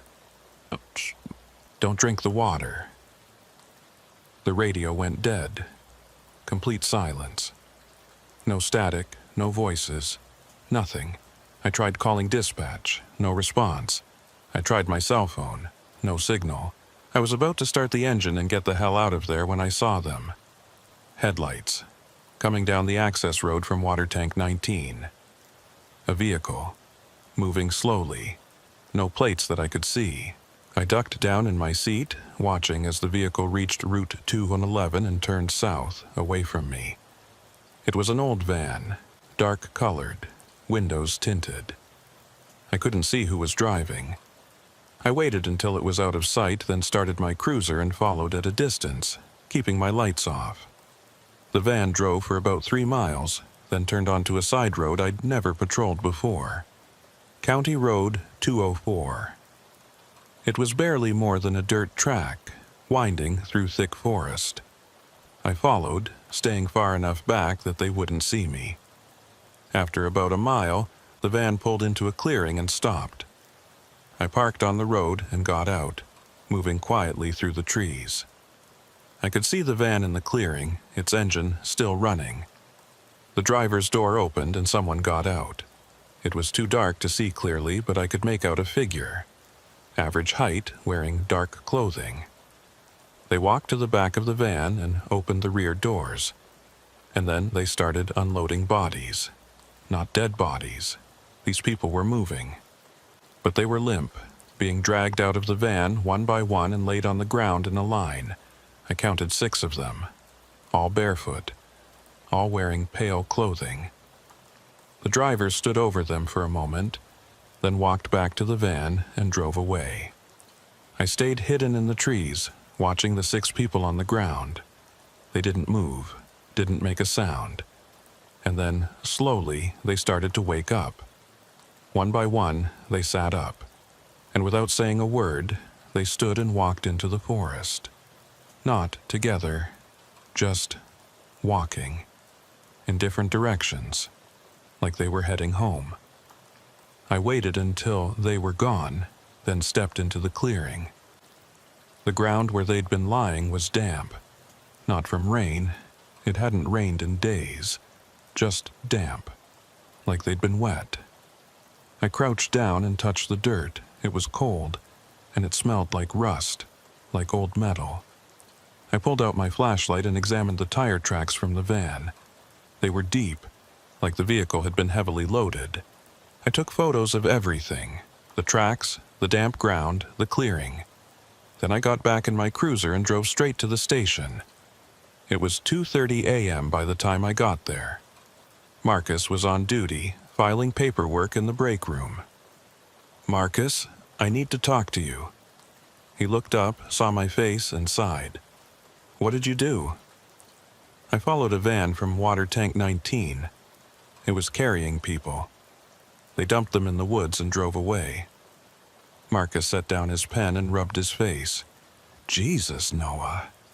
I have photos. I have evidence. We need to do nothing." He stood up. "Noah, I'm going to give you the same advice I gave you before. Let this go." "I can't. There are people being transported from that facility in the middle of the night, and it's not our problem." "How is it not our problem? We're law enforcement." "We're here county deputies," Marcus said quietly. "We enforce county laws, and as far as the county is concerned, Water Tank 19 is off limits. Whatever happens out there, it's above our jurisdiction." "That's insane." "That's reality." He walked past me toward the door. "File your report if you want, but don't expect anyone to follow up on it. They never do." He left, and I stood there alone in the break room, feeling like I was losing my mind. But I filed the report anyway, detailed everything I'd seen, the van, the people, the clearing. And just like Marcus said, nothing happened. No follow-up, no investigation. The report just disappeared into the system. The next day, I called Sierra. "I need your help. Noah, I told you, I know what you told me, but I need to know something. Have there been any missing person reports in the area? People who disappeared near Water Tank 19? There was a long pause. "Why are you asking?" "Because I think people are being taken there, or brought there, I don't know. But something's happening, and the department is ignoring it." Sierra sighed. "Give me a few hours. I'll check the records." She called me back that evening. "Okay." I went through the archives. In the past 5 years, there have been 17 missing person reports filed in Hackett County.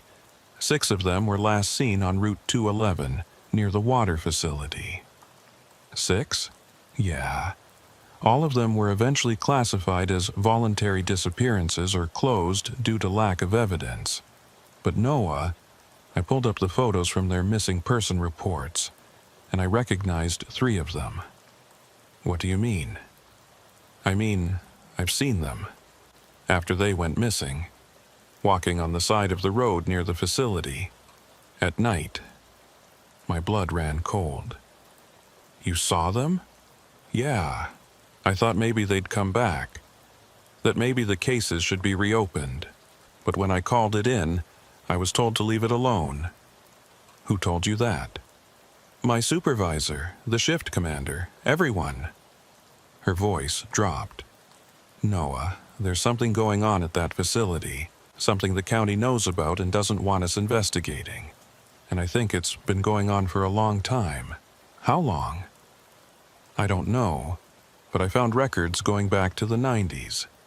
Reports of people behaving strangely near the facility, walking barefoot on the highway, standing in the woods, not responding to deputies. Every single report was closed with no follow-up. I felt sick. What are we supposed to do? We're supposed to do our jobs and not ask questions. She paused. But if you're asking what I think we should do, I think we should stay as far away from that place as possible. I can't do that. Then you're going to get yourself hurt, or worse. What's worse? She didn't answer. She just hung up. That night, I couldn't sleep. I kept thinking about those 6 people, about the way they'd woken up in the clearing and walked into the forest like nothing was wrong. About the missing people who'd been seen walking near the facility after they'd disappeared. About Thomas Ridley drowning in an empty tank. There was something in that water. Something that changed people, and I needed to find out what it was. The next afternoon, I drove back out to Water Tank 19, during daylight, just to look around. The place was as deserted as always, but as I walked toward Tank 19, I noticed something I hadn't seen before. The padlocks on the door were open, not broken, just unlocked, hanging loose on their chains. Someone had been inside recently.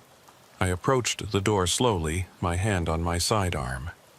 The wheel lock turned easily, and the door swung open with a low metallic groan. Inside was darkness, and a smell. Damp. Musty. Like standing water. I pulled out my flashlight and shone it inside. The tank was massive, at least 30 feet in diameter, walls curving up into shadow. And at the bottom, maybe 10 feet down, was water. Dark water. Still and silent. I leaned in, shining my light down. The water didn't reflect properly. It absorbed the light, swallowing it up like it was deeper than it should be. And then I saw something move. A ripple, starting from the center of the water, spreading outward. I stepped back, my heart racing. Something was in there. I slammed the door shut and backed away, my hands shaking. As I turned to leave, I saw them. Wet footprints, leading from the tank door toward the tree line. Fresh, like someone had just walked out of the water. I followed the prints into the trees, my flashlight beam cutting through the shadows. After about 50 yards, the prints stopped, just ended, like whoever had made them had simply vanished. I stood there surrounded by trees, and I felt it. That feeling of being watched. I turned slowly, scanning the forest, and then I saw it. A figure, standing between 2 trees, maybe 20 yards away. Pale clothing, bare feet, motionless. Watching me, I unholstered my weapon. "Sheriff's Department, show me your hands." The figure didn't move. I said, "Show me your hands." Nothing. I started to move toward it, my weapon raised. And then it turned and walked deeper into the forest. Not running, just walking. Slow and deliberate. I should have called for backup. I should have returned to my cruiser, but I didn't. I followed. I moved through the trees, keeping the figure in sight. It never looked back, never hesitated, just kept walking. After about 10 minutes, I realized we were heading back toward Water Tank 19. And then the figure stopped. It stood at the edge of the clearing, facing the tank. And slowly, it raised one hand and pointed. I followed the gesture. And that's when I saw them. More figures, at least a dozen. Standing in a circle around Tank 19, their hands pressed against the metal, just like I'd seen before. I backed away, my weapon still raised. "Stay where you are!" None of them moved. They just stood there, touching the tank. And then, from inside the tank, I heard it. That sound, that low, rhythmic thumping. Thump, thump, thump. Like something heavy being dragged across metal. The figures around the tank began to move. In unison. They lowered their hands and turned toward me, and I saw their faces, blank, empty, skin too pale, eyes too dark. They started walking toward me. I ran. I ran back through the forest back to my cruiser, got in, and floored it out of there. As I sped down Route 211, my radio crackled to life. Sierra's voice. "Unit 12, what's your status?" My voice was shaking. "I'm heading back to the station." "Copy that. You sound shaken. Are you okay?" I wanted to tell her. I wanted to explain what I'd just seen, but I couldn't, because I knew she'd tell me to let it go. And I couldn't let it go, not anymore. The next morning, I went to see Alden Pike. He was the department's K-9 handler, a quiet guy in his late 40s who'd been with the sheriff's office for over 20 years.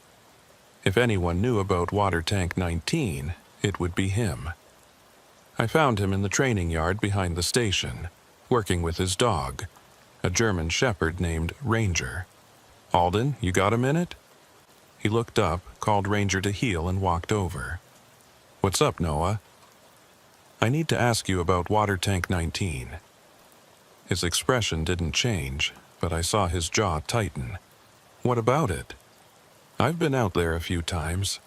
I've seen things, strange things, and everyone keeps telling me to stay away, but no one will tell me why." Alden was quiet for a moment, then gestured toward a bench at the edge of the yard. "Sit down." We sat. Ranger settled at Alden's feet, panting softly. "How much do you know?" Alden asked.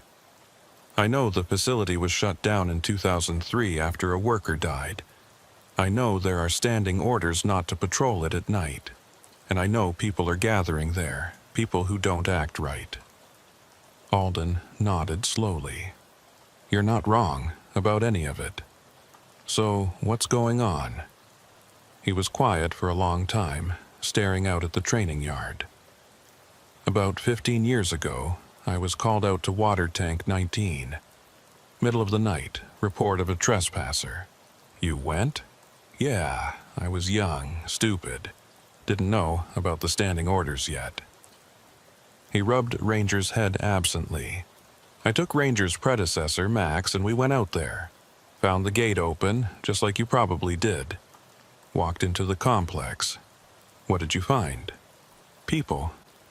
Maybe 20 of them, all standing around Tank 19. Just standing there, not moving, not talking. I called out to them, identified myself as law enforcement. They didn't respond." "What did you do?" "I approached, told them they were trespassing, that they needed to leave. And that's when Max started acting strange. He was trained to be aggressive when needed, but he wasn't aggressive. He was scared. I'd never seen him scared before." Alden's voice dropped. He started backing away from the tank, whining, and then he just ran back to the cruiser and wouldn't come out. "What about the people?" "I got within about 10 yards of them when I realized they were all soaking wet. Clothes, hair, everything. Like they'd just climbed out of the tank. But the tank door was locked, still is." He shook his head. "And then they all turned to look at me at the same time. Same movement, same blank expression, and I felt it." "Felt what?" "Terror. Pure terror. Like every instinct in my body was screaming at me to run. So I did. I got back to my cruiser and got the hell out of there." "Did you file a report?" "Yeah, it was ignored, and the next day, my supervisor pulled me aside and told me I'd never be sent to that facility again. That from now on, it was off limits." He looked at me. "Max died 3 months later. Cancer. The vet said it was one of the most aggressive cases he'd ever seen. Said it was like something had poisoned him." "You think it was related to the tank?" "I don't know. But Max was healthy before that night, and after, he was never the same." Alden stood up. "Noah, I'm telling you this because you seem like a good guy, and I don't want to see you end up like the others. Stay away from that place."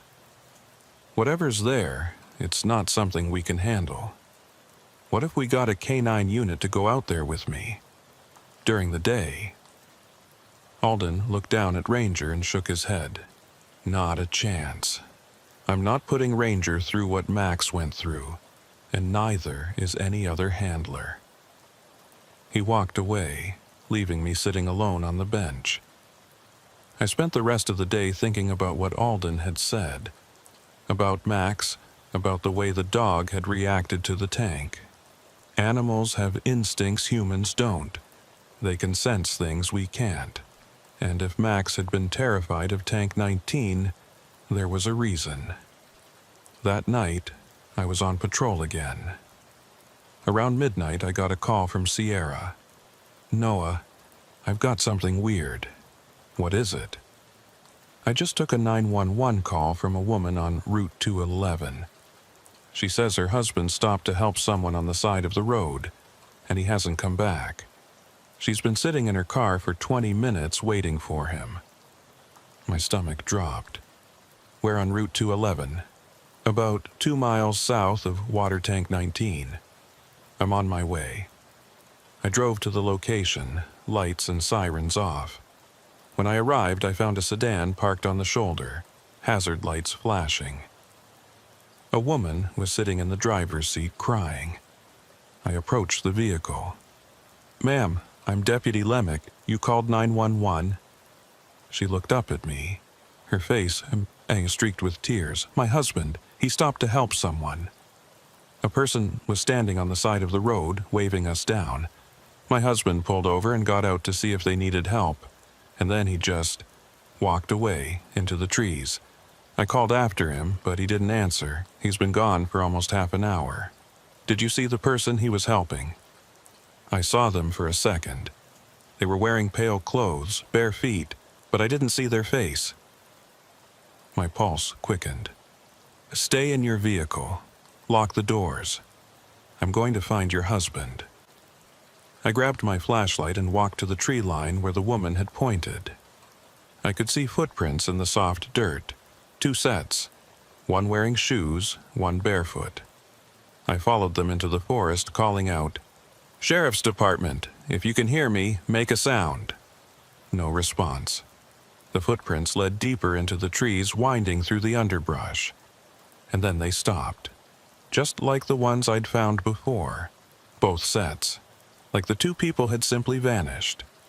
I stood there, shining my light in all directions, trying to make sense of it. And then I heard a voice, faint, coming from somewhere ahead. "Help!" I moved toward the sound, my hand on my weapon. "Where are you?" "Help me." I pushed through a thicket of brush and emerged into a small clearing.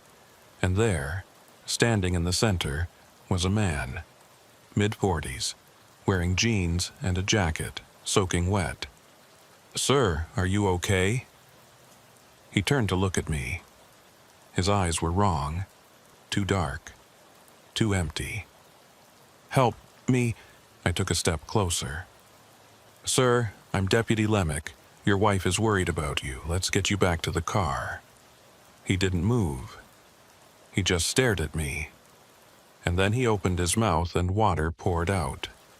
Not a little, a lot. It cascaded down his chin, soaking his shirt, pooling at his feet. I stumbled backward, my heart pounding. He closed his mouth and took a step toward me. "Stay back."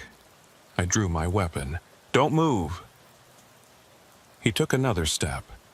I fired a warning shot into the air. The sound echoed through the trees. He stopped, tilted his head, like he was listening to something I couldn't hear. And then he turned and walked into the forest. Not running, just walking, calm and deliberate. I stood there shaking, trying to process what I'd just seen. When I got back to the sedan, the woman was still in the driver's seat. "Did you find him?" I didn't know what to say. I couldn't tell her what I'd seen. She wouldn't believe me. "Ma'am, I need you to come with me back to the station. We're going to file a missing person report and get some units out here to search the area." "But my husband," We'll find him, I promise. I didn't promise that he'd be okay, because I didn't think he would be. We drove back to the station, and I helped her file the report. By the time I was done, it was almost 3 a.m. Marcus found me in the break room, staring at a cup of coffee I hadn't touched. I heard about the call, the missing husband. Yeah. Did you find him? I found something. Marcus sat down across from me. Noah, you need to stop. Whatever you're doing, whatever you're investigating, it's going to get you killed, or worse.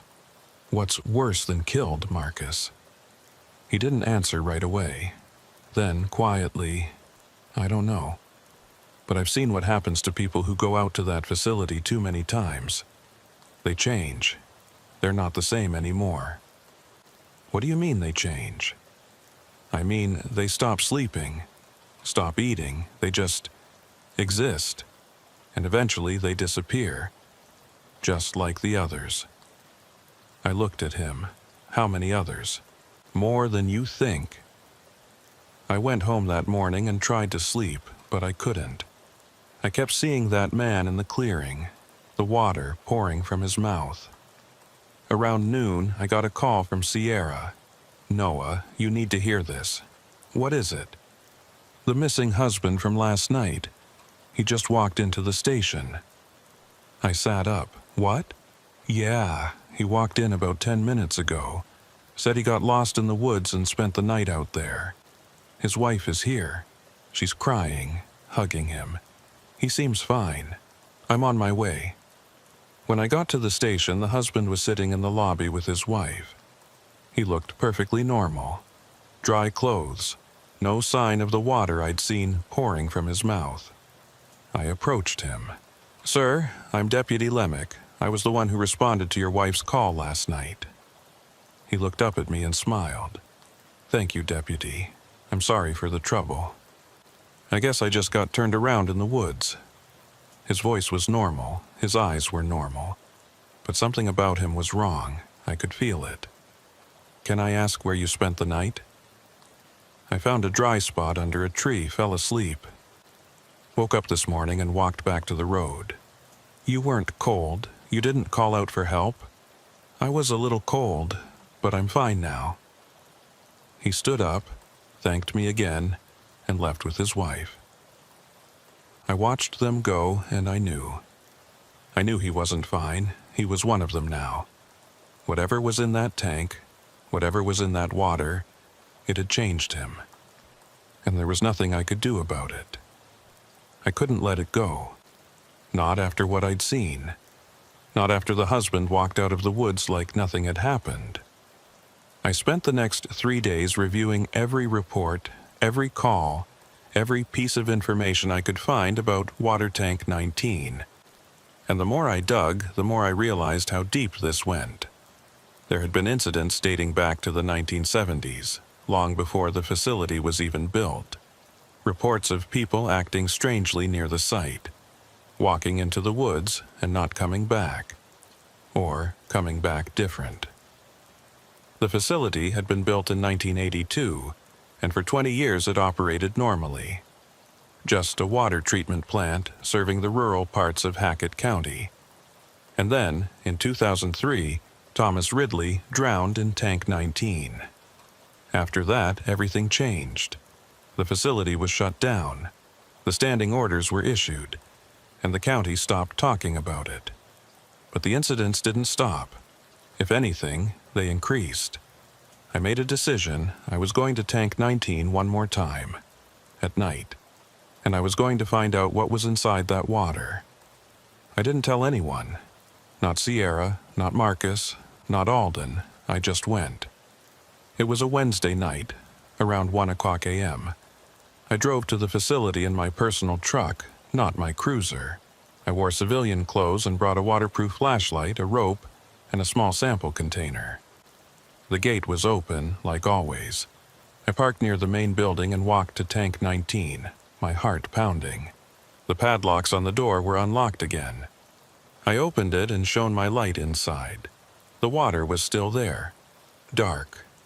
still, waiting. I tied one end of the rope to the exterior ladder and lowered myself down to the water's surface. The smell was overwhelming, rust and decay, and something else. Something organic.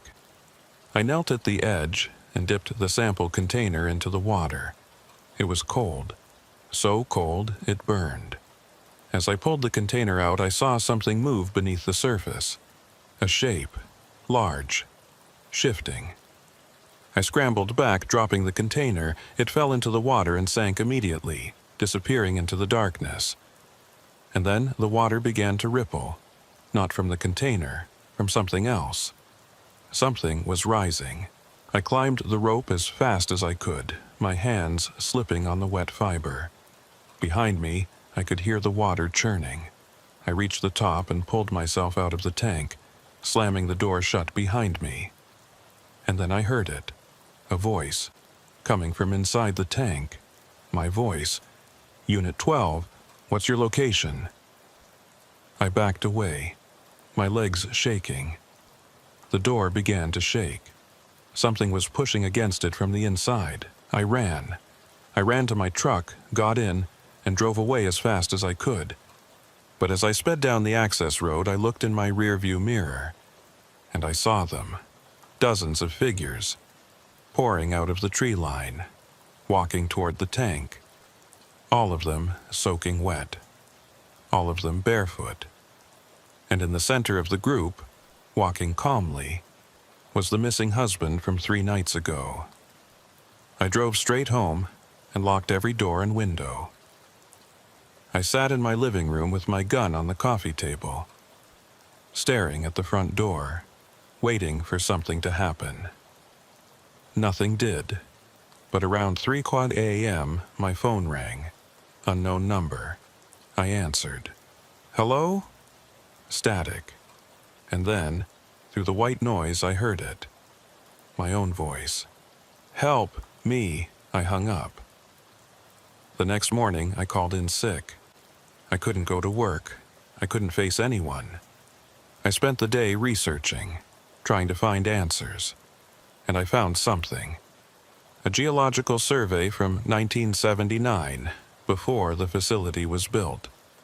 It mentioned an underground aquifer beneath the site, but not a normal aquifer. The survey noted unusual mineral composition and unexplained water flow patterns. It recommended against drilling in the area, but they'd built the facility anyway, and they drilled into Tank 19. They'd tapped into something that shouldn't have been disturbed. That night, Sierra called me. "Noah, where have you been? Everyone's looking for you." "I'm at home. I'm sick." "You don't sound sick. You sound scared." I didn't respond. "Noah, what did you do?" "I went to the tank. Last night, I went inside." There was a long silence. "Jesus Christ, Noah." "I needed to know.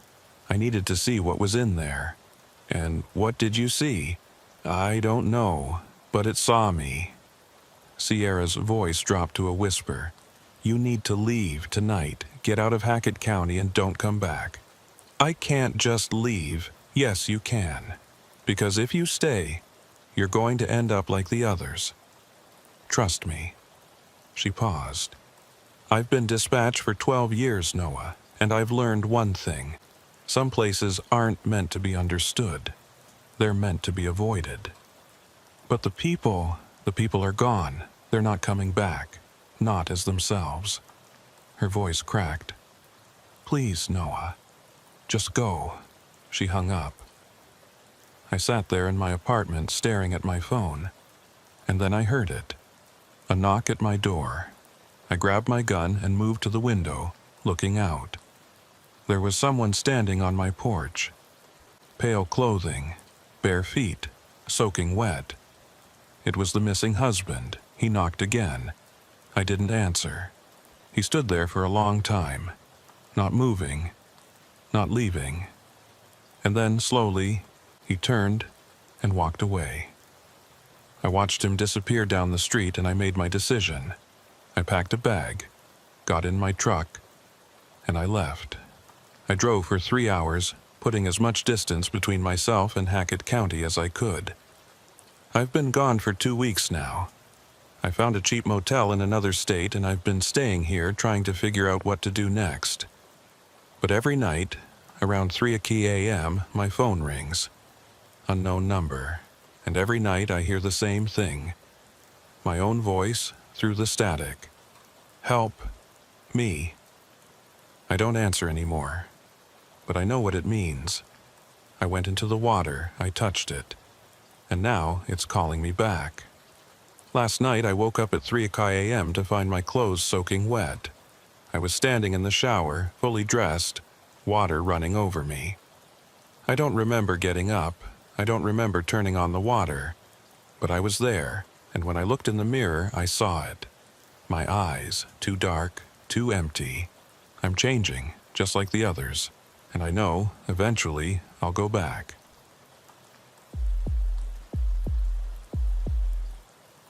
I'd been a state trooper for 6 years when I got transferred to District 9, which covered the rural northeastern corner of the state, mostly farmland, forest, and forgotten stretches of highway that nobody used anymore. The kind of territory where you could drive for an hour without seeing another vehicle, where the radio crackled with static more than it carried voices, and where the nearest backup might be 40 minutes away on a good day. My name's Jonas Cregan, and I'd requested the transfer myself. I wanted something quieter after spending 3 years working the interstate corridor downstate, dealing with drug runners and high-speed chases and endless accident scenes that left images in my head I couldn't shake. The constant adrenaline, the violence, the bodies. It was wearing me down. District 9 seemed like the perfect place to wind down the last decade of my career before retirement. Quiet roads, simple traffic stops, maybe the occasional domestic dispute or trespassing call. Nothing that would keep me up at night. My first day at the district station, the shift commander, Lieutenant Haskell, called me into his office for the standard orientation briefing. He was a lean guy in his 50s with gray hair cut military short and the kind of weathered face that came from 30 years of night shifts and cigarettes. His office was sparse, just a metal desk, a filing cabinet, and a wall covered with maps of the district marked up with colored pins and handwritten notes. "Cregan, welcome to District 9. Have a seat." He gestured to a chair that looked like it had been there since the station was built in the 70s. "You've got Patrol Zone 3, which includes Highway 46, routes 12 through 19, and all the county roads in between." He spread a laminated map across his desk and pointed to a section highlighted in yellow. "This is your area, mostly farmland, some state forest. Population density is low. Call volume is even lower. You'll spend most of your shifts just driving and staying visible." "Sounds good to me, sir." I leaned forward to study the map, tracing the roads with my finger. "There's one thing you need to know." He tapped a section of the map where a red line cut across Highway 46 like a scar. Highway 46 was closed 8 years ago. Landslide took out a tunnel and part of the roadbed. It's been barricaded ever since. You'll see the barriers at mile marker 32. I leaned closer to look at the map. The highway ran for about 40 miles through the district before dead-ending at the red line. "Is it safe to patrol near the closure?" "You don't patrol it at all." He said it flatly, like he was reading from a script he'd memorized years ago. "Day or night, the road is closed. There's nothing to patrol." I frowned. "What if someone reports activity there? Trespassers, vandalism, anything like that?" "Then you log it and move on. The closure is state property. Maintenance handles it." "State maintenance?" "That's right." He rolled up the map and handed it to me, his expression making it clear the topic was closed. "Any other questions?" I had about a dozen, but his tone made it obvious the conversation was over. "No, sir." "Good. Get out there and familiarize yourself with your zone. Radio check every hour." "And Cregan?" He looked at me over his reading glasses, his eyes hard. Stay away from Highway 46. That's not a suggestion. That's a standing order that's been in place since the closure. You follow it, or you don't work in this district. Clear? Clear, sir. I left his office wondering what the hell was so special about a closed highway. In my 6 years as a trooper, I'd seen plenty of road closures, construction, accidents, weather damage, but I'd never seen one where we were explicitly ordered not to patrol it. Usually, closed roads attracted trouble.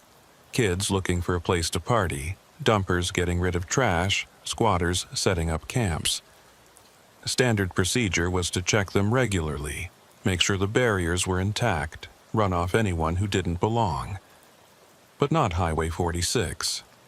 Highway 46 was different, apparently. That afternoon, I drove my patrol route, getting a feel for the territory. It was exactly as advertised, quiet to the point of eerie.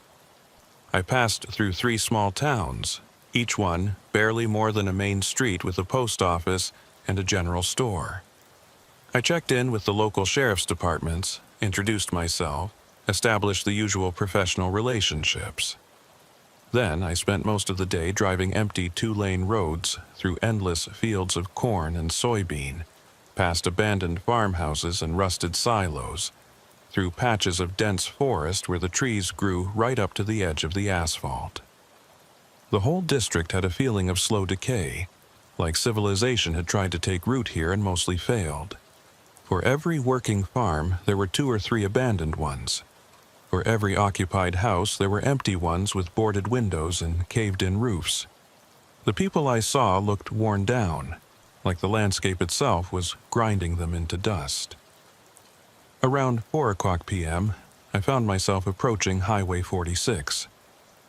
I hadn't planned to go there, but the route I was following naturally led toward it, and I figured it wouldn't hurt to at least see what the closure looked like, just to orient myself. Know the boundaries of my patrol zone.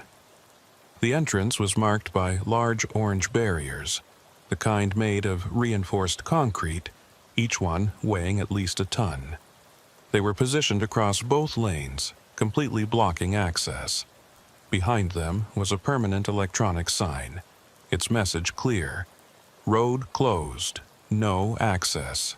Violators will be prosecuted. But as I pulled closer, I noticed something. The barriers weren't flush against each other. There was a gap on the right side, maybe 3 feet wide, just wide enough for a vehicle to squeeze through if the driver was careful.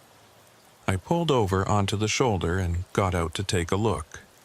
The barriers were heavy concrete blocks, the kind that usually took a truck and a crew to move. But someone had moved them. Recently, judging by the fresh scrape marks in the asphalt, black rubber streaks and stone dust that hadn't been washed away by rain yet. I walked past the barriers onto Highway 46 itself. The road looked normal at first. 2 lanes, faded yellow line down the center, asphalt cracked and sprouting weeds but still intact. I could see for maybe a quarter mile before the road curved and disappeared into the trees. The forest on both sides was thick, pressing in close to the pavement like it was trying to reclaim the highway. Nothing about it looked particularly dangerous or unusual, just an old highway, abandoned and overgrown. The kind of road you could find anywhere in rural America, slowly being forgotten as traffic patterns changed and newer routes were built. But something about it felt wrong. The air was colder here, even though the sun was still shining, and it was a warm September afternoon. And it was too quiet. No birds singing in the trees. No insects buzzing. No wind rustling the leaves. Just silence. The kind of silence that makes you aware of your own breathing, your own heartbeat. I stood there for a moment, listening to nothing, and felt the hairs on the back of my neck stand up. It was the same feeling I'd gotten a few times in my career, walking up to a car during a traffic stop and sensing somehow that the driver was armed, standing outside a house on a domestic call and knowing, before the door even opened, that things were about to go bad. that primal warning system that evolution had given us, telling us when we were in danger. I shook it off and walked back to my cruiser. Probably just my imagination, fueled by Haskell's weird warning and the creepy atmosphere of the abandoned road. I radioed in, keeping my voice casual. "Dispatch, this is Trooper Cregan, Unit 47. I'm at the Highway 46 closure, mile marker 32. Barriers have been moved. Looks like possible unauthorized access." The dispatcher, a woman named Monica, who I'd met briefly that morning, responded after a pause. "Copy, Unit 47. Are you requesting maintenance?"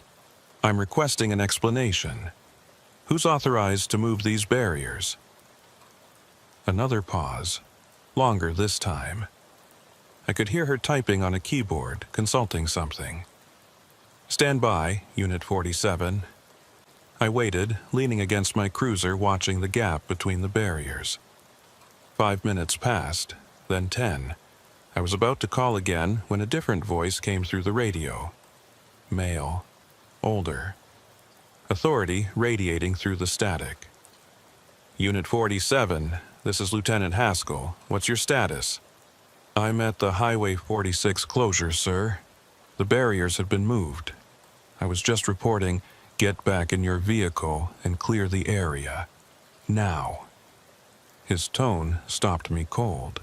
"Sir, that's an order, Trooper. Clear the area and continue your patrol. Do not investigate the barrier movement. Do not file a report about it. Is that understood?" I felt a spike of irritation. I'd been a trooper for 6 years. I knew how to do my job. "Sir, if someone's accessing a closed road," I said, "is that understood, Trooper Cregan?" His voice was ice. "Understood, sir." "Good. Continue your patrol. Haskell out." The radio went dead. I stood there for a moment, staring at it, then got back in my cruiser and drove away. But I kept glancing in my rearview mirror at Highway 46, watching it disappear behind me, and the questions kept piling up in my head. Why was Haskell so insistent that I stay away? Why didn't he want me to report the moved barriers? And why did he sound almost scared? That night, I stopped by the district station to file my daily report. The building was quiet, most of the day shift already gone home. I found another trooper in the break room, a younger guy named Ellis, maybe late 20s, making coffee that smelled like it had been sitting in the pot since morning. "Ellis, you been working District 9 long?" He looked up, sizing me up with the careful neutrality that cops use with each other until they figure out if you're trustworthy. 3 years. "You're the new guy, right? Cregan?" "That's me. Can I ask you something?" "Sure." He poured himself a cup of the toxic-looking coffee. "What's the deal with Highway 46? His hand froze on the coffee pot. For just a second, his expression changed. Something flashed across his face that looked like fear. Then it was gone, replaced by studied indifference. "You went out there?" "Just to the barrier. Noticed someone had moved it. When I reported it, Haskell practically ripped my head off. Told me to clear out and not file a report." Ellis set down the pot and lowered his voice, glancing toward the door to make sure we were alone. "Because that road is off limits. Has been since before I got here. And the guys who don't respect that end up transferred. Or worse. Worse how? I don't know exactly, but there was a trooper a few years back, guy named Patterson, Derek Patterson. Good guy, good cop. He'd been in the district for like 8 years, knew it inside and out. But he got obsessed with Highway 46, started patrolling it at night against orders, filing reports about unusual activity, lights on the road, vehicles that shouldn't have been there. Ellis took a sip of his coffee, grimaced. Then one day he just didn't show up for his shift. They found his cruiser parked at the barrier, doors open, engine running, radio still on. No sign of Patterson. He was just gone. My chest tightened. What happened to him? Nobody knows. Official report said he abandoned his post and resigned. But that's bullshit. Patterson wasn't the type to just walk away from a job. And his wife, she said he'd never do that. Said he'd been acting strange for weeks before he disappeared. Couldn't sleep. Kept waking up in the middle of the night saying he heard things. Kept talking about lights on the highway. Lights? That's what she said. He told her he'd seen lights on Highway 46 at night. Vehicle lights, but not moving like normal traffic. Just sitting there in the dark. And when he'd go to investigate, they'd disappear. Ellis dumped out his coffee and rinsed the cup. My advice? Stay away from that road. Whatever's going on there, it's above our pay grade. Way above. You think something's really going on, or is it just rumors? I think if the lieutenant tells you to stay away from something, you stay away. Unless you want to end up like Patterson. He grabbed his jacket from the back of a chair. Look, Cregan, you seem like a decent guy. So I'm telling you this for your own good. There are parts of this district we patrol and parts we don't. Highway 46 is in the don't category, always has been, always will be. You follow that rule, you'll have a nice, quiet career here. You break it, he shrugged. Well, Patterson broke it, and now he's gone. He left, and I sat there in the break room, thinking. A trooper had disappeared near Highway 46, and instead of launching a massive investigation, instead of treating it like the serious incident it was, the department had covered it up with a story about resignation and abandonment. That wasn't right. That wasn't how things were supposed to work. But I also knew that Ellis was giving me good advice. I was new to this district. I didn't know the politics, didn't know who to trust. If I went charging and asking questions and demanding investigations, I'd probably just get myself transferred out. Or worse, I should have let it go. Should have followed orders and focused on the rest of my patrol zone, which was plenty big enough to keep me busy. But I've never been good at letting things go. Especially when something doesn't make sense. Especially when I smell a cover-up. Over the next week, I drove past the Highway 46 closure every day as part of my normal patrol route. During daylight hours only, staying well back from the barriers, just observing, not investigating, just looking. The barriers were always moved slightly, never in the same position. Sometimes the gap was on the right side, sometimes the left. Once, both barriers were pushed back several feet, leaving the entire road open, like someone was accessing the road regularly and not bothering to put the barriers back exactly where they'd been.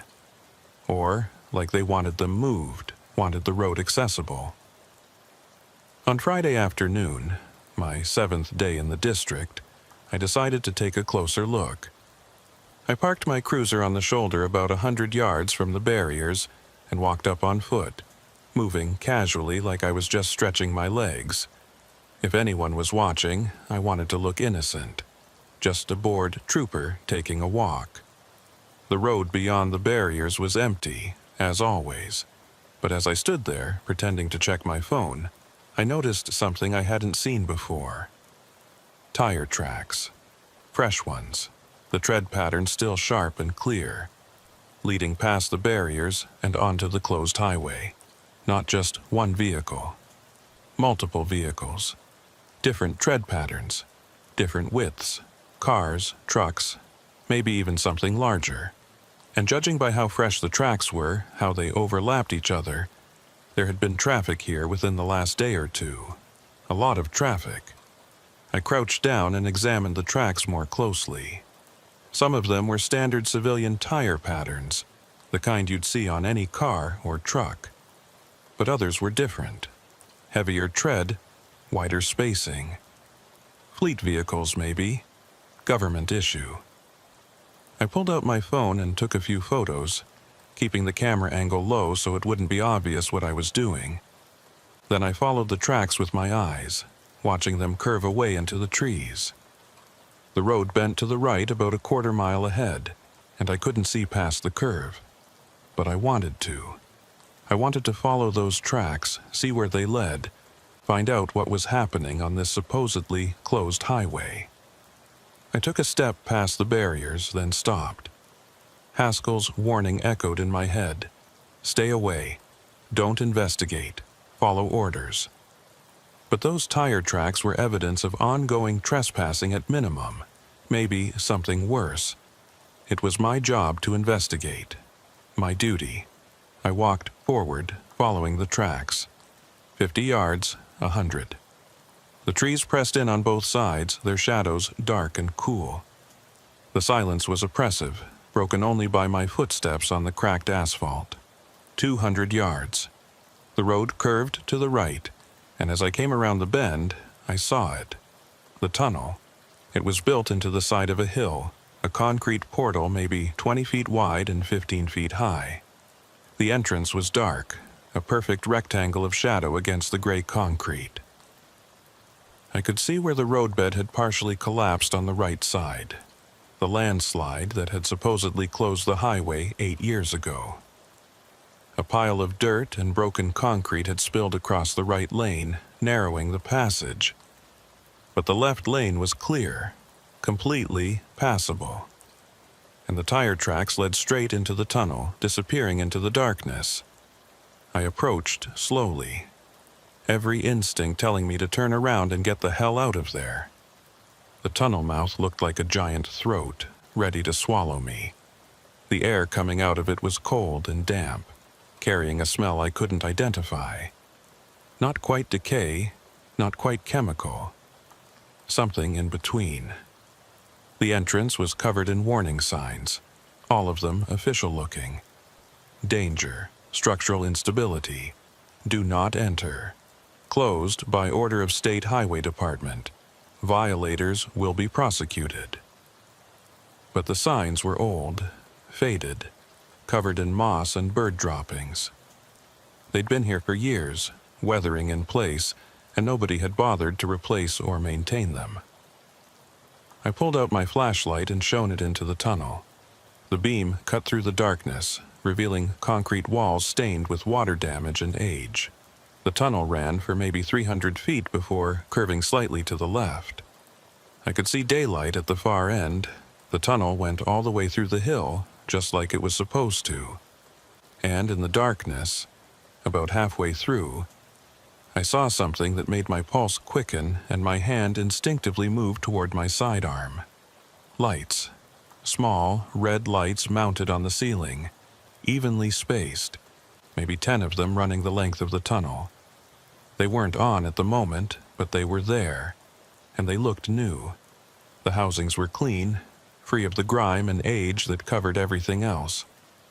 Someone had installed these lights recently. Within the last few years, maybe the last few months. Why would someone install lights in a supposedly abandoned tunnel? I stepped inside, my footsteps echoing off the concrete walls. The temperature dropped immediately. It had to be at least 10 degrees colder in here than outside. The air was thick and damp, and that strange smell was stronger. I could identify part of it now. Exhaust fumes, recent ones. Vehicles had been through here, a lot of them. I walked deeper, my flashlight beam sweeping across the walls and ceiling. No graffiti, which was unusual for an abandoned structure. No beer cans, no trash, no evidence of teenagers using it as a party spot. The tunnel was clean. Too clean for something that had supposedly been closed for 8 years. Halfway through, I stopped beneath one of the red lights and examined it. It was a standard emergency beacon, the kind you'd see in a parking garage or a maintenance corridor. Battery-powered, with a motion sensor mounted beneath it. I waved my hand beneath the sensor experimentally. Nothing happened. The light didn't turn on. But as I lowered my hand, I heard something that made my blood run cold. A sound coming from deeper in the tunnel, from the direction of the far exit.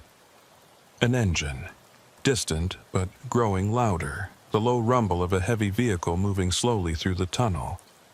Someone was coming. I turned and ran back toward the entrance. my boots pounding on the concrete, the sound echoing and re-echoing until it seemed like a dozen people were running. Behind me, the engine noise grew louder, closer, the rumble filling the tunnel and making the air vibrate.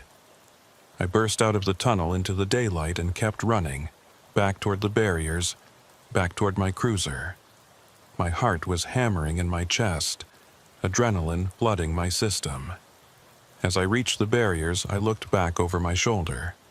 A vehicle was emerging from the tunnel. A dark SUV with heavily tinted windows, government plates, no markings. It slowed as it reached the tunnel entrance, then stopped completely. I couldn't see the driver through the tinted glass, but I knew they could see me. I was in full uniform, standing in the middle of a closed highway, obviously somewhere I wasn't supposed to be. We stayed like that for what felt like forever, but was probably only 10 or 15 seconds. Me standing by the barriers, frozen like a deer in headlights. The SUV sitting at the tunnel entrance, engine idling, dark windows revealing nothing. Then it backed up slowly, turned around inside the tunnel mouth and disappeared back into the darkness. Like it had decided I wasn't worth the trouble. Or like whoever was driving didn't want to be seen any more than I wanted to see them. I stood there, breathing hard, my hand still on my sidearm even though I hadn't drawn it. Then I got back in my cruiser and drove straight to the station, my mind racing. There were vehicles using Highway 46, active vehicles with government plates, and there were lights installed in the tunnel, motion sensors, signs of regular maintenance. This wasn't an abandoned road. This was an active access route to something the state police were supposed to stay away from. Why? I found Lieutenant Haskell in his office, working on paperwork. When I knocked on the door frame, he looked up and immediately his expression went hard. "Sir, I need to report something." He set down his pen slowly. "You went to Highway 46 again." It wasn't a question, somehow he already knew. "Yes, sir, and I saw—" "I don't care what you saw." He stood up, his chair scraping against the floor. "Trooper Cregan, I gave you a direct order to stay away from that location. You disobeyed that order. Sir, there are vehicles using that road, active vehicles with government plates, and there are lights installed in the tunnel, new lights with motion sensors. Stop." He held up a hand, his face flushed with anger, or maybe fear. "I'm going to say this once, and you're going to listen. Highway 46 is not your concern. It's not my concern. It's handled by a different agency. Whatever you saw, whoever you saw, it's none of your business. None of our business." "What agency?" "I don't know. And neither do you. And we're both going to keep it that way." He sat back down, picked up his pen like the conversation was over. "You're a good trooper, Cregan. I looked at your record before approving your transfer. You're competent, you're thorough, you follow procedure. Don't throw your career away over this. Go back to your patrol zone and forget about Highway 46. "Sir, with all due respect—" "Dismissed, trooper." His tone left no room for argument. I left his office feeling like I'd been punched in the gut. The department knew about the activity on Highway 46. They had to know. And they were deliberately ignoring it, deliberately keeping troopers away from it. Which meant whatever was happening there had official sanction, or at least official protection. Why? That night, I couldn't sleep. I lay in bed in my small apartment, a one-bedroom place in a complex that catered mostly to state workers, staring at the ceiling and thinking about the SUV, about the lights in the tunnel, about Trooper Patterson, who'd disappeared after investigating the same road. Around 2:00 a.m., I gave up on sleep and made myself a pot of coffee. Then I sat at my kitchen table with my laptop and started digging. Highway 46 had been built in 1967, part of a state expansion project to connect rural counties and improve commerce.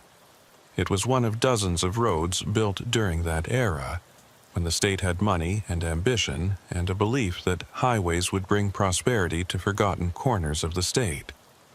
The tunnel, officially designated as Tunnel 46A, had been completed in 1969. It cut through Barker's Hill, saving drivers a detour of about 15 miles around the ridge. For 30 years, it had been a normal highway, carrying modest but steady traffic between two rural counties. Then, in 2017, the landslide happened. Or supposedly happened. I searched for news reports about it. Local papers, state news sites, anything. And found almost nothing. No coverage in the local paper. No press releases from the state transportation department. No mentions in the state police reports for that period. Just a brief note in the district maintenance log, which I accessed through the state police database. Highway 46 closed indefinitely due to structural failure. Barriers installed per order of State Transportation Director. That was it. No details about the landslide itself. No reports of injuries or property damage. No environmental impact assessment, which was usually required for that kind of geological event. Just closed. I dug deeper, going back further, found a geological survey from 2016, 1 year before the closure, that mentioned the area around the tunnel. The survey, commissioned by the State Environmental Department, noted unusual seismic activity and unexplained ground vibrations near mile marker 35 of Highway 46. Mile marker 35 was right where the tunnel was located. The survey recommended further investigation and continuous monitoring, but there was no follow-up report. Nothing. Like the investigation had been shut down before it could produce results. I kept searching, found something else that made my instincts tingle. A property record from 2015 showing that the state had purchased a large tract of land adjacent to Highway 46. 300 acres of forest and hillside, bought from a private owner named Gerald Hutchins for $2.3 million. The purpose listed on the deed, transportation infrastructure development, but no development had ever happened. I checked the property records through the present day. No buildings permitted, no construction reports, no environmental reviews. The land just sat there, owned by the state, fenced and empty. Or, supposedly, empty. I zoomed in on the satellite imagery of the area. The property was heavily forested, the trees thick enough that you couldn't see the ground in most places, but I could make out what looked like a cleared area near the center, maybe 10 acres of open ground, and in that clearing, something that might have been buildings. The resolution wasn't good enough to be sure. I saved the images and kept digging, found budget reports for the State Transportation Department from 2017, the year of the closure. Buried in the line items was an entry for Highway 46 Site Maintenance and Security, with a budget allocation of $450,000 per year. $450,000 every year for 8 years. To maintain a closed highway? That didn't make sense.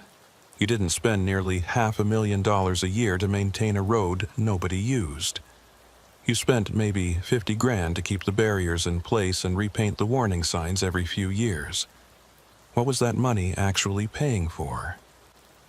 I was still searching at 5 o'clock a.m. when my alarm went off.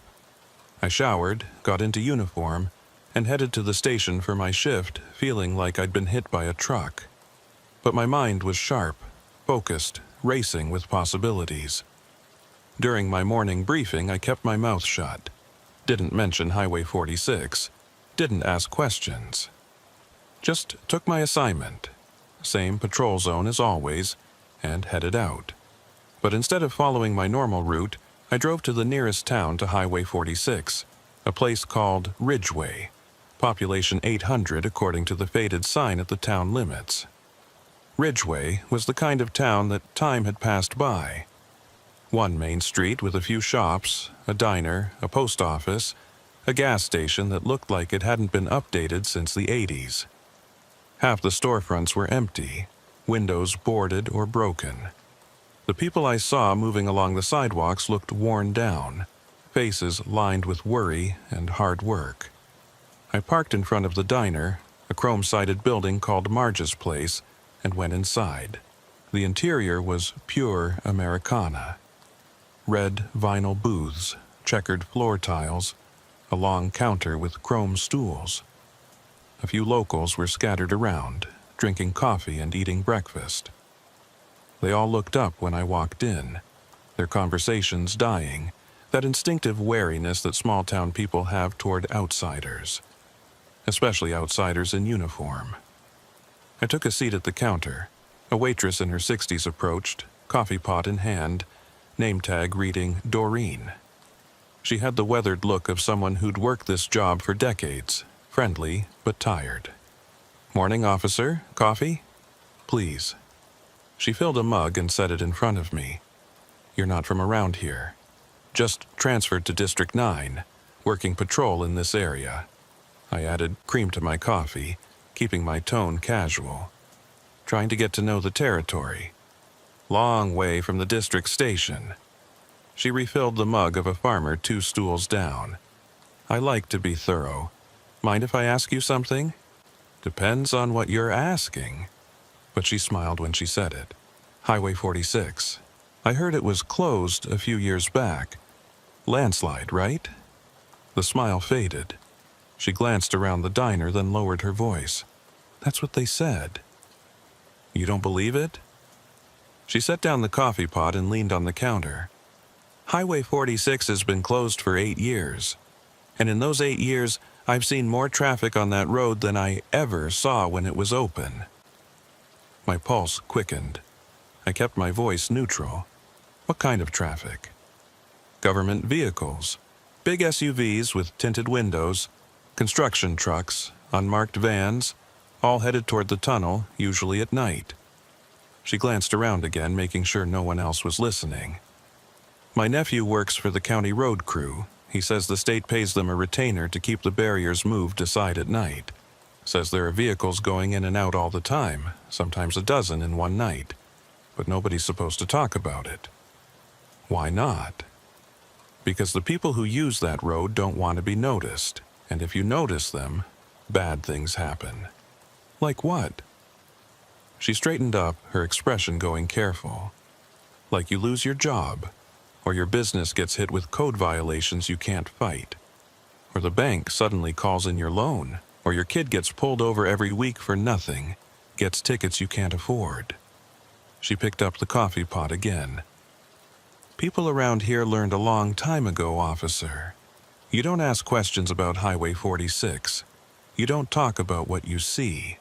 You just stay away and mind your own business. What if I told you I was going to look into it? Make sure everything's legitimate." She looked at me for a long moment, something like pity in her eyes. "Then I'd say you're either very brave or very stupid. And I'd recommend you write a will before you start asking questions."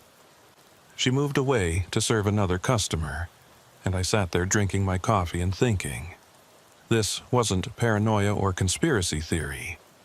This was a small-town waitress giving me the same warning I'd gotten from my lieutenant and from Ellis. Stay away. Don't ask questions. Don't investigate. Which meant there really was something happening on Highway 46. Something big enough and powerful enough to intimidate an entire community into silence. I finished my coffee, left a generous tip, and walked out to my cruiser. As I was getting in, an old man sitting on a bench outside the general store called out to me. "You asking about the highway?" I walked over. He was maybe 75, wearing overalls and a John Deere cap, face tanned and creased like old leather. "You heard that? Small town. People talk." He gestured to the space next to him on the bench. "Sit for a minute." I sat. He was quiet for a while, watching a few cars drift past on the main street, then said, "I've lived here 60 years. Watched this town grow, then watched it shrink. Watched people come and go. But Highway 46," he shook his head. "That road's been trouble since the day they built it." "What do you mean?" "They drilled that tunnel in '69. I was working construction then, though not on that project. But I knew guys who were, and they said things got weird during the drilling. Equipment malfunctions. Strange sounds coming from deep in the rock. 3 different drill operators quit, said they weren't going back in there. Why? They wouldn't say, or couldn't. I think they signed something, some kind of agreement. But one of them, a guy named Ray Porter, he got drunk one night and told me they'd hit something. Not rock, not water. Something else. Something that shouldn't have been there. My skin prickled. What was it? He wouldn't tell me, said he couldn't. But he said when they hit it, there was a sound like metal on metal, and a smell like chemicals or something burning. They reported it, and engineers came out. State engineers, federal engineers, guys in suits who looked at the site and talked in whispers. Then they shut down the drilling for 3 weeks. When it started up again, different crew, different equipment, and nobody would talk about what they'd found.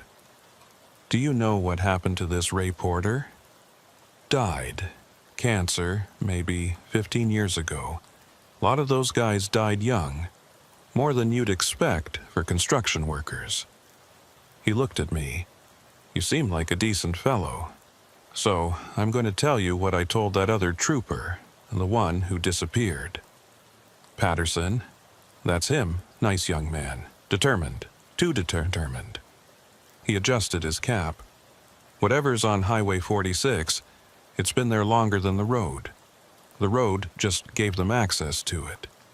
And the people who built it, the people who run it now, they don't want anyone knowing about it. So you got 2 choices. You can walk away, keep your job, maybe keep your life, or you can dig deeper and end up like Patterson. What happened to Patterson? Don't know. But I saw his car that day before they towed it. I was driving past and saw all the cruisers in the commotion. Pulled over to see what was happening. His car was sitting there at the barrier, engine running, everything you heard. But there was something else. Something they didn't put in any report. What? Water. The driver's seat was soaking wet, like someone had dumped a bucket of water on it. And there were wet footprints leading from the car toward the tunnel. Barefoot prints. Going in but not coming out. I felt my chest tighten. Did you tell anyone? Told my wife, told the sheriff. He told me to keep my mouth shut if I knew what was good for me. The old man stood up slowly, joints creaking. I've said my piece. What you do with it is up to you. But remember, every man who's gone looking for answers on Highway 46 has ended up dead, or disappeared, or wished they were dead. You sure you want to be next? He walked away, leaving me sitting on that bench, staring at the quiet street and thinking about wet footprints and a missing trooper. I should have walked away. Should have gotten back in my cruiser and gone back to patrolling traffic violations and property disputes. Should have forgotten about Highway 46. But I couldn't, because now I had names. Ray Porter, Derek Patterson, people who'd found something and paid for it, and I needed to know what they'd found. That night, I made a decision. I was going to find out what was on that state-owned property near Highway 46. See what they were hiding in those 300 acres of forest. I waited until my shift ended at 11 p.m., then changed into civilian clothes, jeans, dark jacket, hiking boots. I took my personal vehicle instead of the cruiser, a beat-up Ford pickup that wouldn't attract attention. And I brought supplies. Flashlight, camera, binoculars, a handheld GPS unit. The fence line for the state property started about 2 miles from the Highway 46 barriers. I found it by using the property records and the GPS, driving down dark county roads until I spotted the chain link fence gleaming in my headlights. I parked on a side road and approached on foot. The fence was 10 feet tall, topped with 3 strands of barbed wire, and mounted with signs every 50 yards. No trespassing. State property. Violators will be prosecuted. I walked along the fence line, staying in the shadows, looking for a weak spot. After about a quarter mile, I found it. A section where the fence had been damaged, possibly by a falling tree. The chain link had torn and pulled away from the posts, creating a gap I could squeeze through if I was careful. I checked my surroundings, listening. The forest was quiet except for night sounds. Crickets, the distant hoot of an owl. No vehicles, no lights, no indication anyone was nearby. I slipped through the gap and into the property. The forest was thick, the undergrowth heavy. I moved slowly, using my flashlight sparingly, trying to stay oriented using the GPS. According to the satellite images, the cleared area was about a mile northeast of my position. It took me almost an hour of careful hiking to reach it. The trees thinned gradually, and then I was at the edge of a large clearing, maybe 10 acres of open ground. And in the clearing was a building. It was low and wide, maybe the size of a small warehouse, built from concrete and steel. Brutalist architecture, functional and ugly. No windows that I could see from my position. Just blank walls and a single metal door on the near side. Floodlights on poles illuminated the perimeter, casting harsh white light across the clearing. There was a loading dock on the far side, big enough for trucks to back up to, and parked near it were 2 vehicles, a dark SUV and a white van, both with government plates. I crouched in the trees at the edge of the clearing, raised my binoculars, and studied the building. Security cameras were mounted on poles around the perimeter, their red indicator lights blinking. The cameras were pointed outward, watching the forest, the fence line, watching for people like me. I lowered the binoculars and pulled out my camera, setting it to night mode. Started taking photos. The building, the vehicles, the cameras, anything that might be useful later. As I was photographing the loading dock, I heard something that made me freeze. Voices, coming from the far side of the building. I stayed low, barely breathing, and watched as 2 figures came around the corner. They were wearing what looked like hazmat suits, full-body coveralls, hoods, gloves, respirators. One of them was carrying a clipboard. They walked to the loading dock and stood there talking, their voices too quiet and distorted by the respirators for me to make out words. After a few minutes, they went back inside through a door I couldn't see from my position. Hazmat suits. That meant contamination. Chemical, biological, radiological. Something dangerous enough to require protective equipment. What the hell were they doing out here? I stayed in position for another 30 minutes, taking photos, watching. Nothing else happened. No more people emerged. No vehicles arrived or departed. Finally, I decided I'd pushed my luck far enough. I backed away from the clearing, keeping low, and made my way back through the forest to the fence. I was almost to the gap when I heard it. A sound behind me. Footsteps, moving through the underbrush. I froze, listening. The footsteps stopped. I started moving again, faster now. The footsteps resumed, matching my pace. Someone was following me. I abandoned stealth and ran, crashing through the undergrowth, branches whipping at my face. Behind me, the footsteps became running footsteps, gaining on me. I reached the gap in the fence and dove through, my jacket catching on the torn chain link.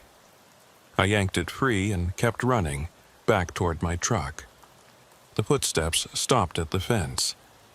I looked back and saw a figure standing there, silhouetted against the floodlights from the distant building.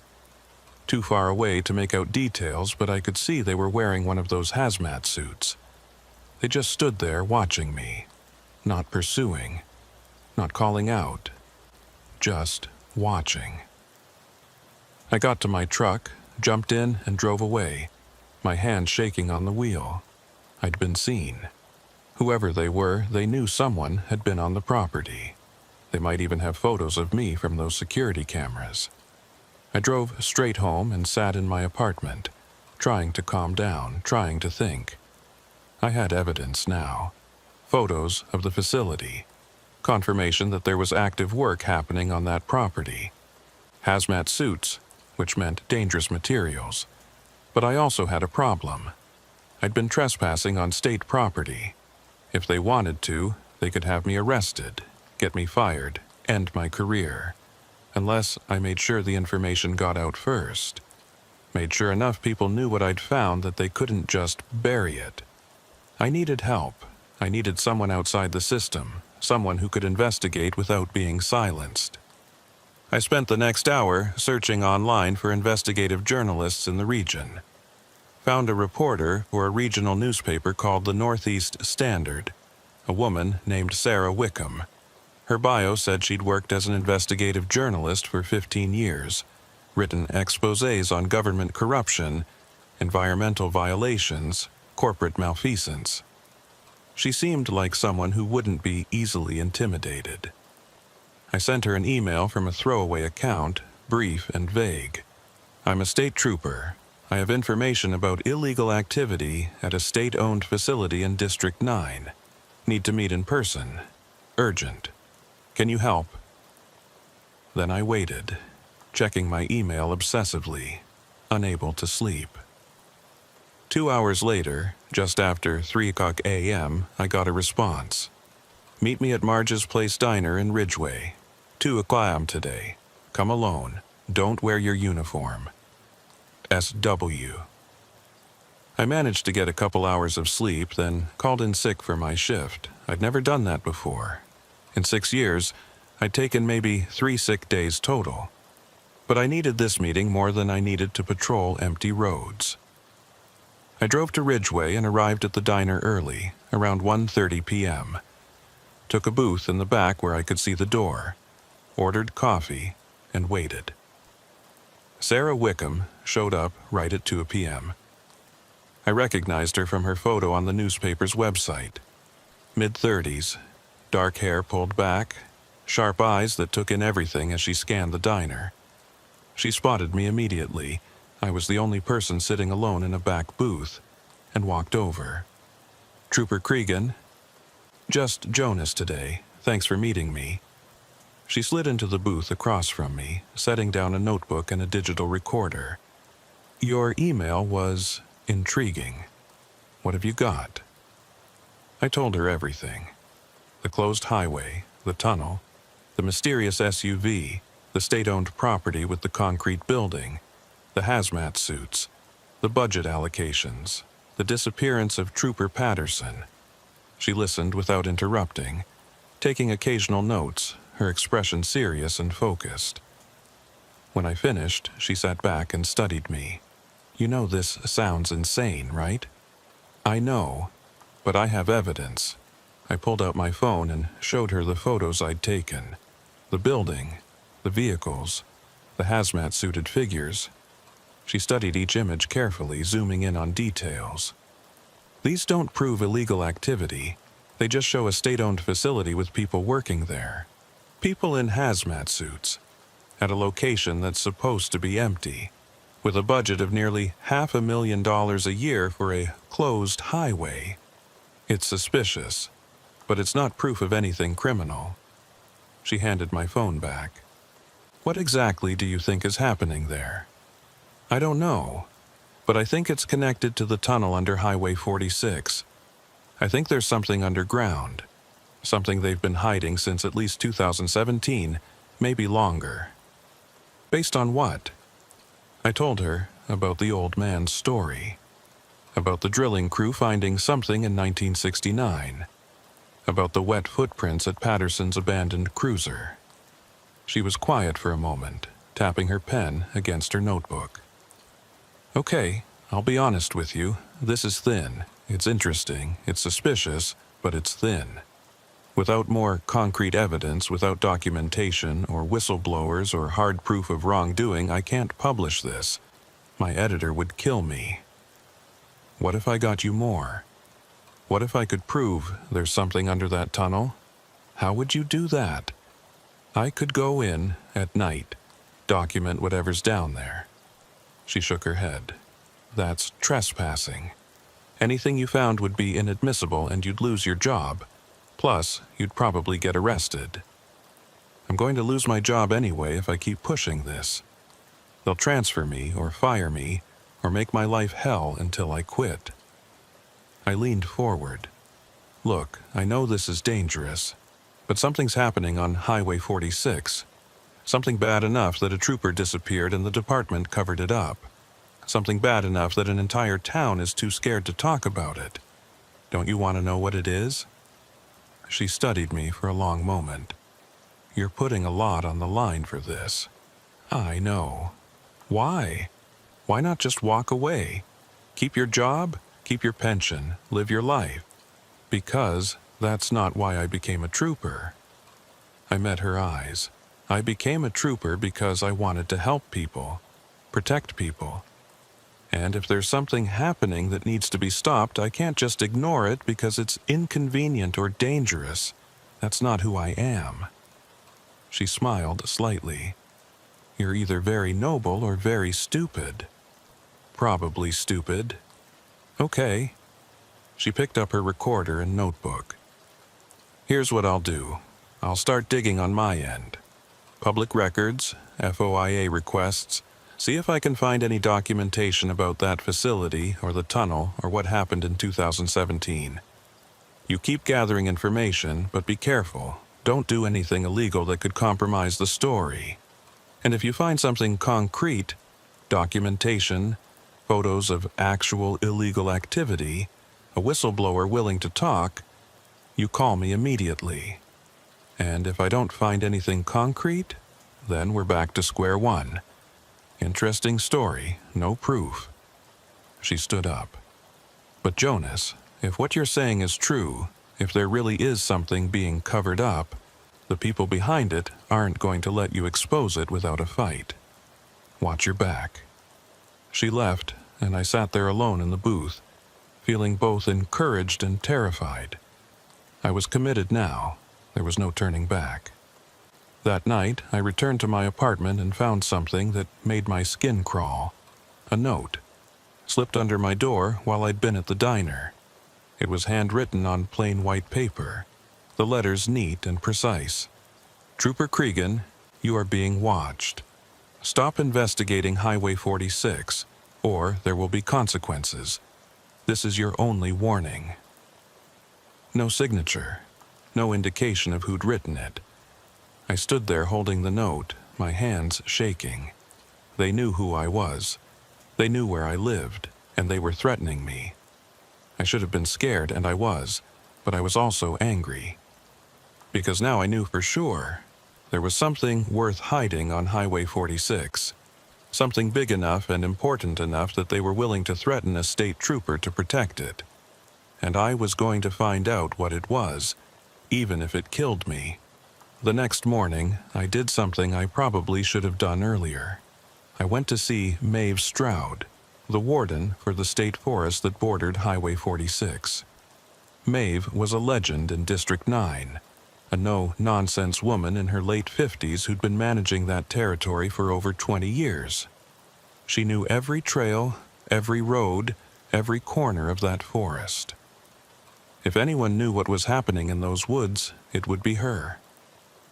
I found her at the Forest Service office, a small building on the edge of the preserve. She was in her uniform, forest green with patches on the sleeves, reviewing a map on her desk when I knocked on the doorframe. Warden Stroud, I'm Trooper Cregan. Can I talk to you for a minute? She looked up, her eyes sharp and assessing. You're new. District 9, right? Yes, ma'am. Just transferred in a few weeks ago. Have a seat. She gestured to a chair across from her desk. What can I do for you, Trooper? I sat down, choosing my words carefully. I need to ask you about the area around Highway 46. Specifically, the land the state purchased in 2015.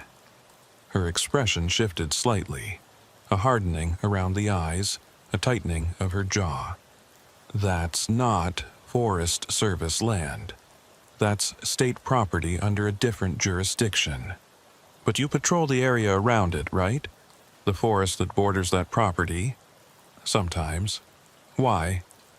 I pulled out my phone and showed her the photos I'd taken of the facility. Because I think there's something happening on that property. Something that might be illegal. She studied the photos for a long moment, her face unreadable. Then she handed my phone back and leaned back in her chair. Where did you take these? I was hiking in the state forest near Highway 46, came across the property line and saw the building. You were hiking in uniform? No, ma'am, off duty. She nodded slowly, and I could see her making calculations, deciding how much to tell me. Trooper, I'm going to tell you something off the record. And you can't repeat it, can't quote me, can't use it in any official capacity. Understood? Understood.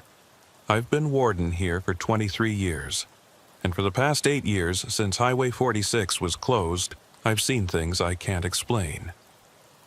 She pulled a file from her desk drawer and opened it. I keep my own records. Personal records, not official ones, because the official ones keep disappearing. She showed me the file. It was full of handwritten notes, dates, observations. Since 2017, I've logged over 40 incidents of unusual activity in the forest near Highway 46. Vehicles at night where there shouldn't be vehicles. Lights in areas with no roads or trails. And people, she paused, choosing her words carefully. People who don't belong out there. What do you mean? I mean people who look lost, disoriented, confused. I've found them wandering in the forest, sometimes miles from any road or trail, wearing street clothes, no hiking gear, no supplies. When I approach them and ask how they got there, they don't know. They don't even know where they are. Some of them can't remember their own names. My chest tightened. What do you do with them? I call it in to the state police every time, and every time someone comes and picks them up, usually within an hour. They're taken away, and I never hear about them again. I've tried to follow up, tried to find out who these people were and what happened to them, but every inquiry gets stonewalled. Have you filed reports? Of course I have. Detailed reports. Every incident with dates and descriptions and GPS coordinates. She tapped the file. And every single report gets kicked back with the same response. Handled by state authorities. No further action required. No follow-up, no explanation, no investigation. That's not right. I know it's not right. But I also know what happens to people who push too hard. She closed the file and put it back in her drawer. I'm 2 years from retirement, Trooper. I've got a pension and a mortgage and a life I want to live after I hang up this uniform. So I do my job, I file my reports, and I let the state handle whatever they're handling. But you're telling me now, because you're the first person who's had the guts to investigate in years. That other trooper, Patterson, he was asking the same questions, making the same connections, and then he disappeared. She looked at me. I liked Patterson. He was a good man, and I think about him every time I see something strange in those woods. Every time I find another confused person wandering around with no memory of how they got there. And I wonder if he's out there somewhere like them. Do you think he's alive? I don't know. But I know his car was found at Highway 46, with water all over the driver's seat. And I know that 2 days before he disappeared, he came to see me. Asked me the same things you're asking now. Wanted to know about the state property, about the facility, about what I'd seen. She pulled out another file, this one much thicker. I gave him copies of my records, all of them, every incident, every strange occurrence, and 48 hours later, he was gone. She handed me the file. I'm giving you the same thing I gave him, because maybe you'll succeed where he failed, or maybe you'll end up just like him. Either way, someone needs to know what's happening out there. I took the file, feeling its weight.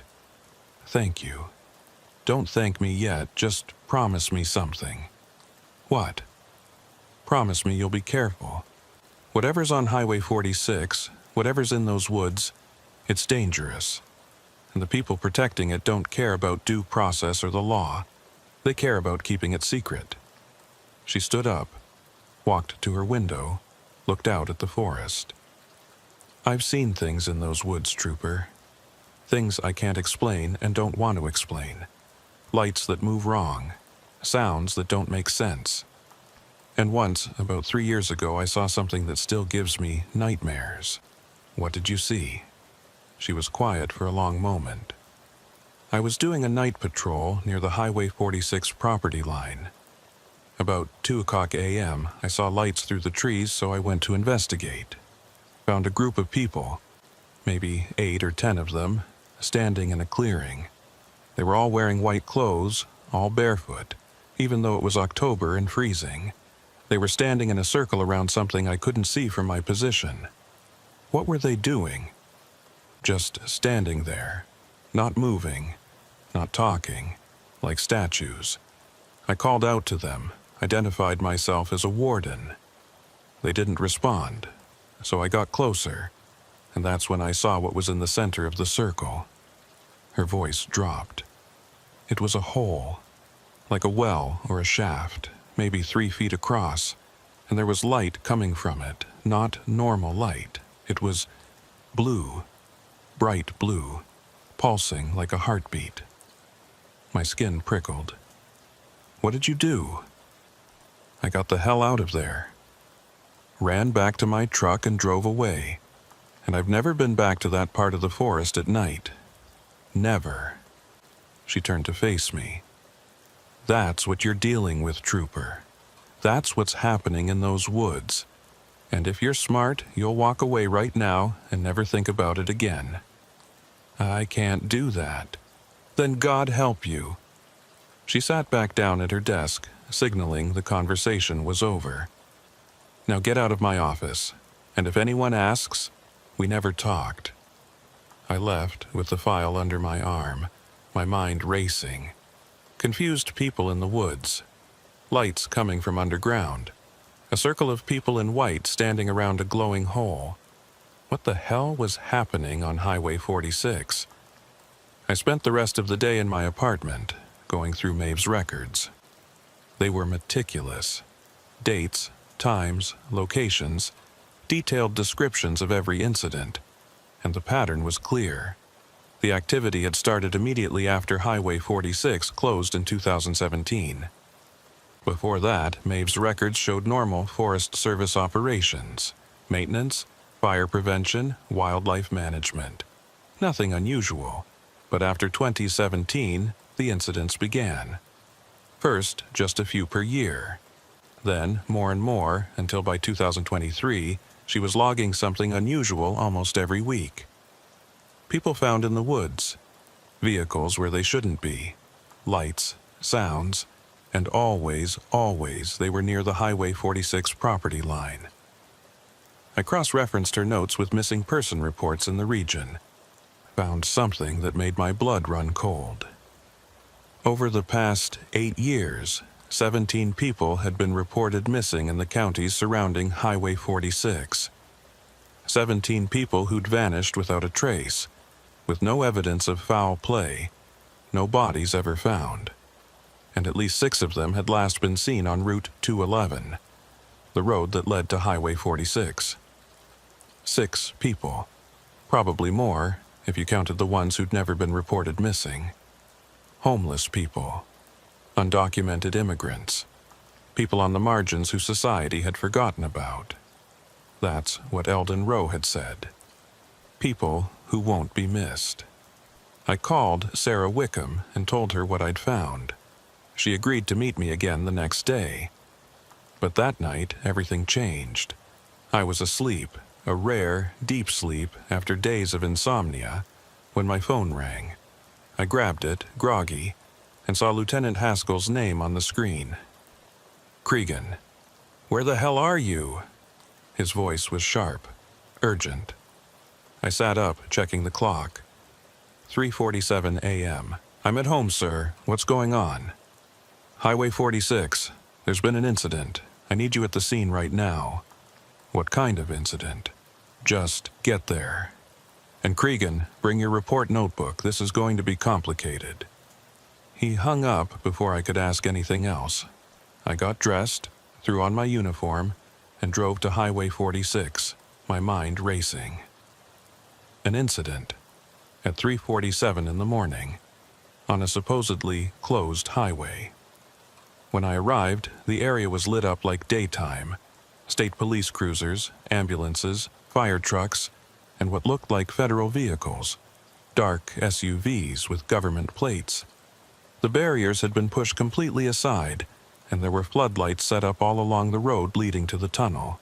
I parked and got out, immediately hit by the smell. Chemical. Acrid. Like burning plastic mixed with something organic and rotten. A trooper I didn't recognize stopped me. "This area is restricted. I'm Trooper Cregan. Lieutenant Haskell called me." He checked his clipboard, then nodded. "You're cleared, but stay with the designated personnel and don't touch anything." I walked toward the tunnel, and that's when I saw them. Bodies. At least a dozen of them. Lying on the road just outside the tunnel entrance in neat rows, like they'd been arranged. They weren't moving. My stomach dropped. "What happened?" Haskell appeared at my elbow, his face grim. "We don't know yet. They were found this morning by a maintenance crew doing a routine check. No identification on any of them. No apparent cause of death. Were they killed? We don't know. The medical examiner is on the way, but Cregan," he gestured toward the bodies. "Come look at this." I followed him closer. The bodies were all adults, ranging from maybe 20 to 60 years old. Mixed genders, different races. But they all had something in common. They were soaking wet. Their clothes, their hair, their skin, everything was drenched, water pooling around them on the pavement. "It hasn't rained in 5 days," Haskell said quietly. "And there's no water source anywhere near here. So where did this water come from?" I crouched down next to one of the bodies. A woman, maybe 30, wearing jeans and a t-shirt. Her skin was pale, almost gray. Her eyes were closed. She looked peaceful, like she was sleeping. But her clothes were sodden, water still dripping from them. And when I touched her arm, I know I shouldn't have, but I couldn't help myself. Her skin was ice cold. Not just dead person cold, freezing cold, like she'd been in a refrigerator. "Don't touch them," a new voice said sharply. I stood up and turned. A man in a dark suit was approaching, federal ID hanging from his neck. He was maybe 40, with short hair and the kind of bland, forgettable face that probably served him well in his line of work. This is a federal crime scene now. State police are to observe only, no contamination of evidence. Haskell's jaw tightened. This is our jurisdiction, not anymore. As of 4:00 a.m., this incident falls under federal authority. Department of Homeland Security. The Fed looked at me. "You're Cregan?" "Yes." "I'm Agent Morrison. I need to speak with you, privately." He walked away from the scene, and after a glance at Haskell, who looked angry but resigned, I followed. Morrison led me to one of the SUVs, far enough from the other personnel that we wouldn't be overheard. "Trooper Cregan, I'm going to be direct with you. You've been investigating Highway 46, asking questions, trespassing on state property, taking photographs." My blood ran cold. I don't know what you're talking about. Don't insult my intelligence. We have you on security footage at the facility. We've monitored your communications with the journalist. We know everything you've been doing. He pulled out a tablet and showed me a photo. Me, standing at the edge of the clearing, holding my camera. This is you, isn't it? There was no point in denying it. Yes. Then I need you to understand something. What you're investigating is classified, national security level. And you're this close, he held up his thumb and forefinger nearly touching, to being arrested for espionage. Espionage? I'm a state trooper You're a state trooper who's interfered with a federal operation, trespassed on restricted property, and compromised years of work. He put away the tablet. But I'm not here to arrest you. I'm here to give you a choice. What choice? Choice 1. You delete every photo you've taken. You stop investigating. You forget Highway 46 exists. You tell the journalist you were mistaken, that there's nothing there, and you keep your job and your freedom. And choice 2? Choice 2. We arrest you for trespassing and unauthorized photography of a classified facility. You lose your job, your pension, and you spend the next 5 years in federal prison. Your choice. I looked past him at the bodies lying on the pavement, at the other troopers and federal agents moving around them, taking photos, collecting evidence. What about them, those people? Those people are part of an ongoing investigation. That's all you need to know. They're dead. 12 people are dead on a supposedly closed highway. And you're telling me to just forget about it? I'm telling you that this is beyond your pay grade and beyond your authority. There are things happening here that you don't understand and can't be allowed to interfere with. His voice softened slightly. Trooper, I get it. You're a good cop. You want to help people. But sometimes the best way to help is to step back and let the people with the full picture handle things. And you have the full picture? Yes. Then tell me, what's under that tunnel? What killed those people? What are you hiding? He was quiet for a long moment, then, I can't tell you that. And if you're smart, you won't want to know. Because once you know, you can't unknow it. And it'll haunt you for the rest of your life. There was something in his voice, not quite fear, but close. Like he was speaking from experience. I need an answer, he said. Right now. Delete the photos and walk away, or face the consequences. What's it going to be? I thought about Patterson, about the missing people, about everything I'd learned, and I thought about my career, my freedom, my life. I pulled out my phone and opened the photo gallery. Morrison watched as I selected the photos of the facility and hit delete. All of them, he said. I deleted every photo I'd taken related to Highway 46. The facility, the tunnel, the vehicles, all of it. Good choice. Morrison pulled out a business card and handed it to me. If you remember anything else, if you're contacted by the journalist again, you call me immediately, understood? Understood. Now go home. Take the next few days off, and when you come back to work, you're going to be reassigned. Your lieutenant will have the details. He walked away, back toward the federal vehicles, leaving me standing there feeling hollow and defeated. I got back in my cruiser and drove away from Highway 46, watching the scene shrink in my rearview mirror. Flashing lights, body bags being loaded into vehicles, federal agents taking over what should have been a state police investigation. I'd lost. They'd beaten me, and 12 people were dead, and nobody was going to explain why or how or what had happened to them. When I got home, I sat in my apartment and stared at my phone for a long time. Then I called Sarah Wickham. Jonas, I heard about Highway 46. Are you okay? I need to tell you something. I'm done investigating. There's nothing there. I was wrong. Silence on the other end. Then, They got to you. Sarah, what did they threaten you with? Arrest? Your job? I'm sorry, I can't help you anymore. Jonas, listen to me. If you stop now, those 12 people died for nothing. We're so close. We're not close to anything. There's nothing to find. I made a mistake. I saw things that weren't there, and I'm done. I felt sick saying it. Please don't call me again. I hung up before she could respond. Then I sat there in the dark, hating myself, knowing I'd made the only choice I could make, but also knowing it was the wrong choice. Knowing that those 12 bodies wouldn't be the last. And knowing that I'd failed to stop whatever was happening on Highway 46.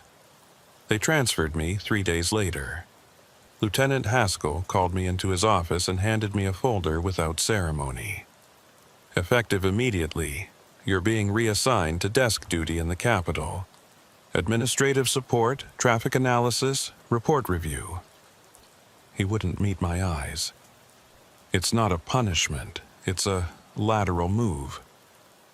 We both knew it was a punishment. Desk duty was where they sent cops who'd screwed up too badly to fire, but too mildly to prosecute. It was purgatory. How long? I asked. Indefinitely, until you're told otherwise. He finally looked at me. Cregan, I tried to warn you. I tried to protect you. You should have listened. What about the 12 people who died on Highway 46?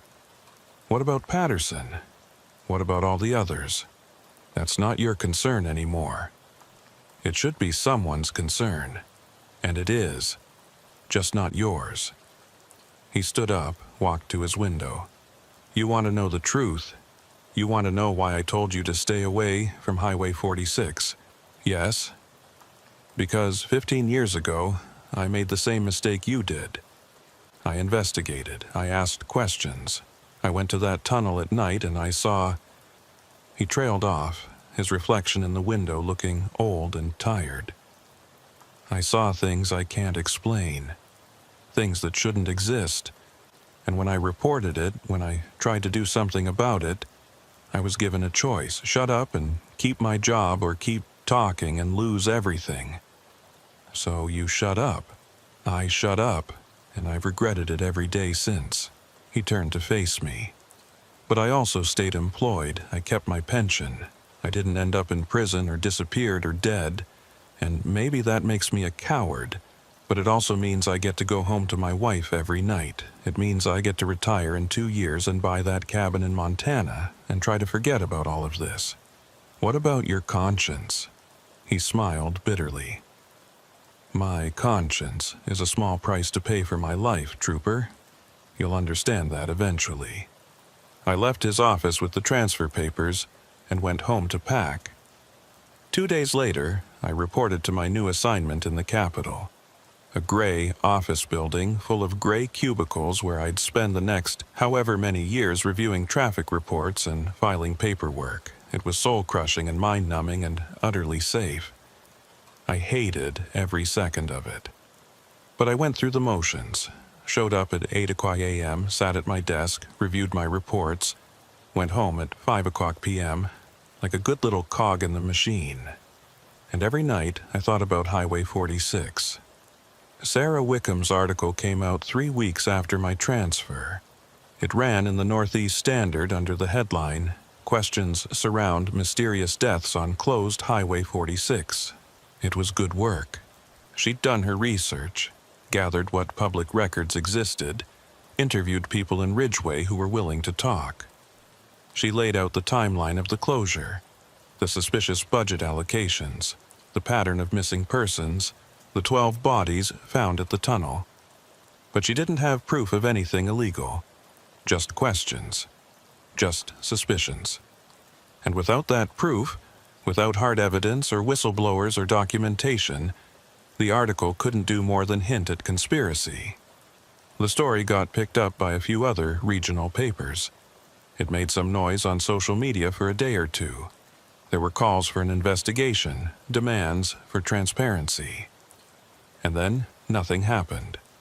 No official response from the state. No federal investigation.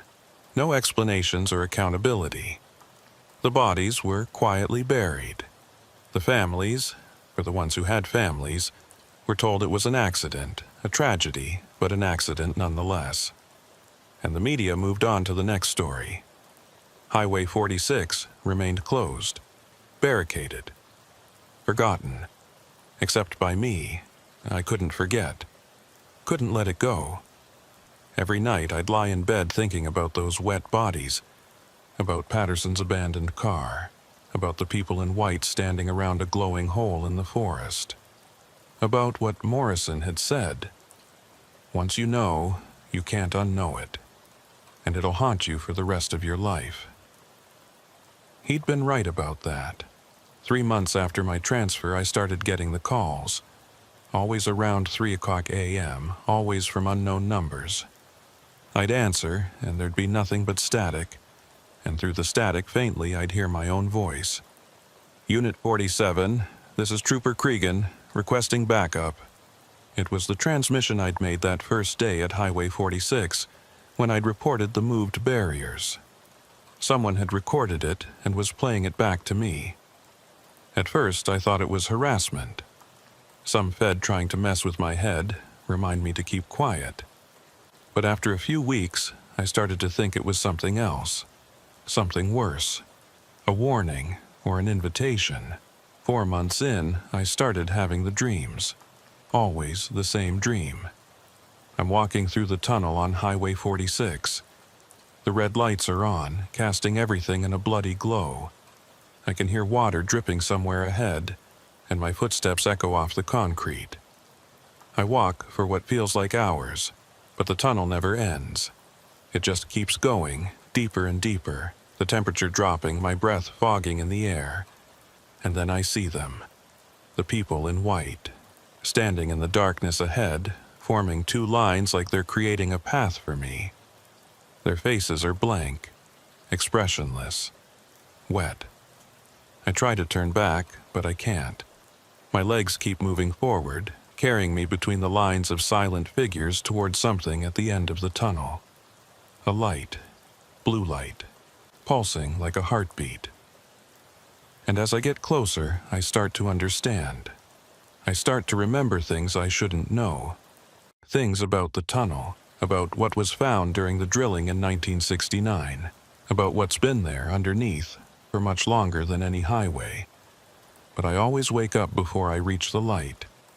Wake up gasping, covered in sweat, my sheets soaked like I've been underwater. And every time I wake up, I find my clothes wet, my hair damp, like I've actually been there. 5 months after my transfer, I got a visitor. I was at my apartment on a Saturday afternoon, trying to distract myself with mindless TV, when someone knocked on my door. Through the peephole, I saw Eldon Rowe. I opened the door. "Mr. Rowe, what are you doing here?" He looked worse than when I'd seen him last. Thinner, older, scared. "They're shutting it down," he said without preamble. "The operation at Highway 46. There was an incident, something went wrong, and now they're cleaning house." "What do you mean, cleaning house?" "I mean, anyone who knows too much is being dealt with.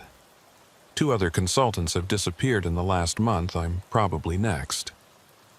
He pulled an envelope from his jacket. "I'm leaving, tonight. Going somewhere they can't find me. But before I go, I wanted to give you this." He handed me the envelope. "What is it?" "Documentation. Everything I know about Highway 46, what's down there, what they're doing, where the people come from. All of it." He backed toward the door. "I kept copies. Insurance. But if something happens to me, I want someone else to know the truth. Maybe you can't do anything with it. Maybe it's too dangerous. But at least someone will know. Eldon, don't contact me. Don't try to find me. If you use what's in that envelope, wait until I'm long gone, at least 6 months. Give me time to disappear." He paused in the doorway. "And Trooper, Whatever you do, don't go back to Highway 46. Don't go into that tunnel, because once you go in, you don't come out. Not as yourself." He left, and I stood there holding the envelope, feeling its weight. I should have burned it. Should have thrown it away unopened. Should have forgotten about Eldon and Highway 46 and all of it. But I didn't. I opened it. Inside was a USB drive and a handwritten note. The truth about Highway 46. Use it carefully, or don't use it at all. Either way, I'm sorry. I plugged the USB drive into my laptop and started reading. The files were extensive. Hundreds of pages of documents, photos, diagrams. Most of it was technical, geological surveys, construction reports, budget documents. But buried in the technical language was the story. In 1969, during the construction of Tunnel 46A, the drilling crew hit something. Not rock, not water, a cavity, an underground chamber that shouldn't have existed. The chamber was old, ancient, possibly prehistoric. And it contained something. The documents didn't say what exactly. They used vague terms like biological anomaly and unidentified organic material and requires further study. But whatever it was alive, or had been alive, or existed in some state between living and dead. The state government, in cooperation with federal agencies, decided to study it. They built a facility, the one I'd photographed, to access the chamber through vertical shafts. They brought in scientists, researchers, specialists in fields I'd never heard of, and they started experimenting. At first, it was just observation, documentation, analysis. But over time, the experiments became more invasive, more aggressive. They took samples. They tried to communicate with it. They exposed it to different stimuli, different conditions, and it responded. The documents described unexpected behavioral changes and anomalous effects on personnel, and recommendation for increased security protocols. In 2017, something went wrong. There was an incident that required immediate shutdown of the facility and closure of Highway 46. The details were redacted, but the outcome was clear. Several people died. More were affected. The facility was sealed, or supposedly sealed. Because according to Eldon's notes, the experiments didn't stop. They just went deeper. Literally. They built new access points, created new facilities further underground, and continued the work. And they needed test subjects. That's where the missing people came in. The homeless, the addicts, the undocumented. People who wouldn't be missed. They were taken to the facility, exposed to whatever was in that chamber, and observed. Some died, some changed, some disappeared completely. And some, like the 12 bodies found at the tunnel, escaped, or were released, or were sent out for reasons the documents didn't explain. I read through all of it, feeling sick, feeling angry, feeling helpless. This was bigger than I'd imagined, worse than I'd feared, and there was nothing I could do about it, because I had no proof beyond these documents which could be dismissed as forgeries. I had no witnesses beyond Eldon who'd fled. I had no authority to investigate and no resources to pursue it. I was just a disgraced trooper sitting in a cubicle, powerless to stop any of it. I should have given the files to Sarah. Let her take the risk, do the work, expose it all. But I remembered Morrison's threat. Remembered what had happened to Patterson and the others who'd pushed too hard. So I encrypted the files, hid them in multiple backups, and went back to my gray cubicle and my gray life. And every night the phone calls continued, the dreams got worse, and I felt myself changing, becoming obsessed, unable to focus on anything except Highway 46. 6 months after my transfer, I made a decision. I was going back. I didn't tell anyone, didn't make plans or preparations. I just got in my car one Friday night and drove to District 9. It was a 6-hour drive, and I spent it remembering. My first day in the district. My first sight of the tunnel. The wet bodies. Morrison's warning, all of it. I arrived at Highway 46 around 2 a.m. The barriers were still there, pushed aside as always. I drove past them onto the closed highway, my headlights cutting through the darkness. The tunnel loomed ahead, its mouth dark and waiting. I parked about 50 yards from the entrance and sat there for a moment, my hands on the wheel, my heart pounding. I could still turn back, drive home, forget all of this. But I knew I couldn't. I got out of the car and walked towards the tunnel. As I approached, the red lights inside flickered on, one by one, like they were activating in response to my presence.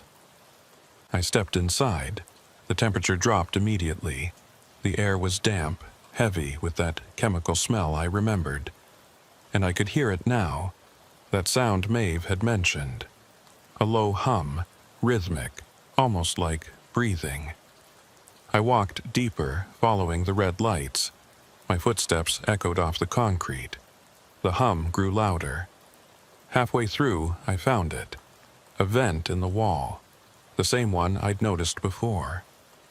But it was open now, the grate removed, revealing the shaft leading down into darkness. And from the darkness came light. Blue light, pulsing, just like in my dreams.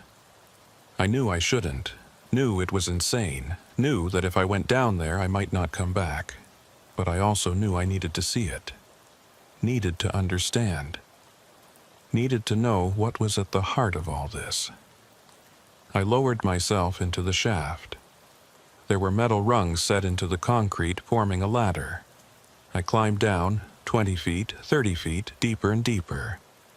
The blue light grew brighter, the humming louder. At the bottom was a corridor, concrete walls, bare fluorescent lights, and that pervasive smell of chemicals and decay. I followed the corridor. It branched, twisted, led deeper into the earth. And everywhere I looked, there were signs of activity. Fresh footprints in the dust. Recently used equipment. Doors with electronic locks. This place wasn't sealed. It was active, operational. After what felt like hours, but was probably 20 minutes, I found it. A large chamber. Circular, maybe 50 feet across. And in the center was... I don't have words for what it was. It looked like water at first glance. A pool of water, perfectly still, reflecting the blue light that came from somewhere beneath its surface. But it wasn't water. It was too thick, too dark. And it moved wrong, rippling without any wind or disturbance, like it had its own heartbeat. Around the pool were monitoring stations. Computers, sensors, cameras, all recording, all observing. And standing around the pool, just like Maeve had described, were people in white. They didn't react to my presence, just stood there, hands at their sides, faces blank, staring at the pool. I counted 12 of them, the same number as the bodies found at the tunnel. One of them turned to look at me, and I recognized her. It was the woman I'd seen at the crime scene, the one whose arm I'd touched, the one who'd been soaking wet and ice cold. She was alive, or something like alive. Her lips moved, and I heard her voice, though it sounded like it was coming from far away. "Welcome home." And then I understood. This was where they came from. This was where they went. The pool, the chamber, whatever was down here, it was the source, the beginning and the end. Patterson was down here somewhere, and all the others. Changed. Transformed into something not quite human anymore, and I was about to join them. I turned to run, but the people in white moved to block the corridor. They didn't rush or attack. They just stood there, forming a wall between me and escape. I heard footsteps behind me, turned, and saw more of them emerging from other corridors. Dozens of them, all in white, all wet, all blank-faced. They surrounded me, forming a circle, just like Maeve had described. And then they started walking me toward the pool. I struggled, fought, screamed, but there were too many of them, and they were stronger than they looked. They brought me to the edge of the pool, and I saw my reflection in its dark surface. I saw myself, terrified, desperate, and then they pushed me in. The water, if it was water, was ice cold. So cold it burned. I sank immediately, unable to swim, unable to breathe. And in the darkness beneath the surface, I saw it. The thing that had been there before the tunnel, before the highway, before anything human.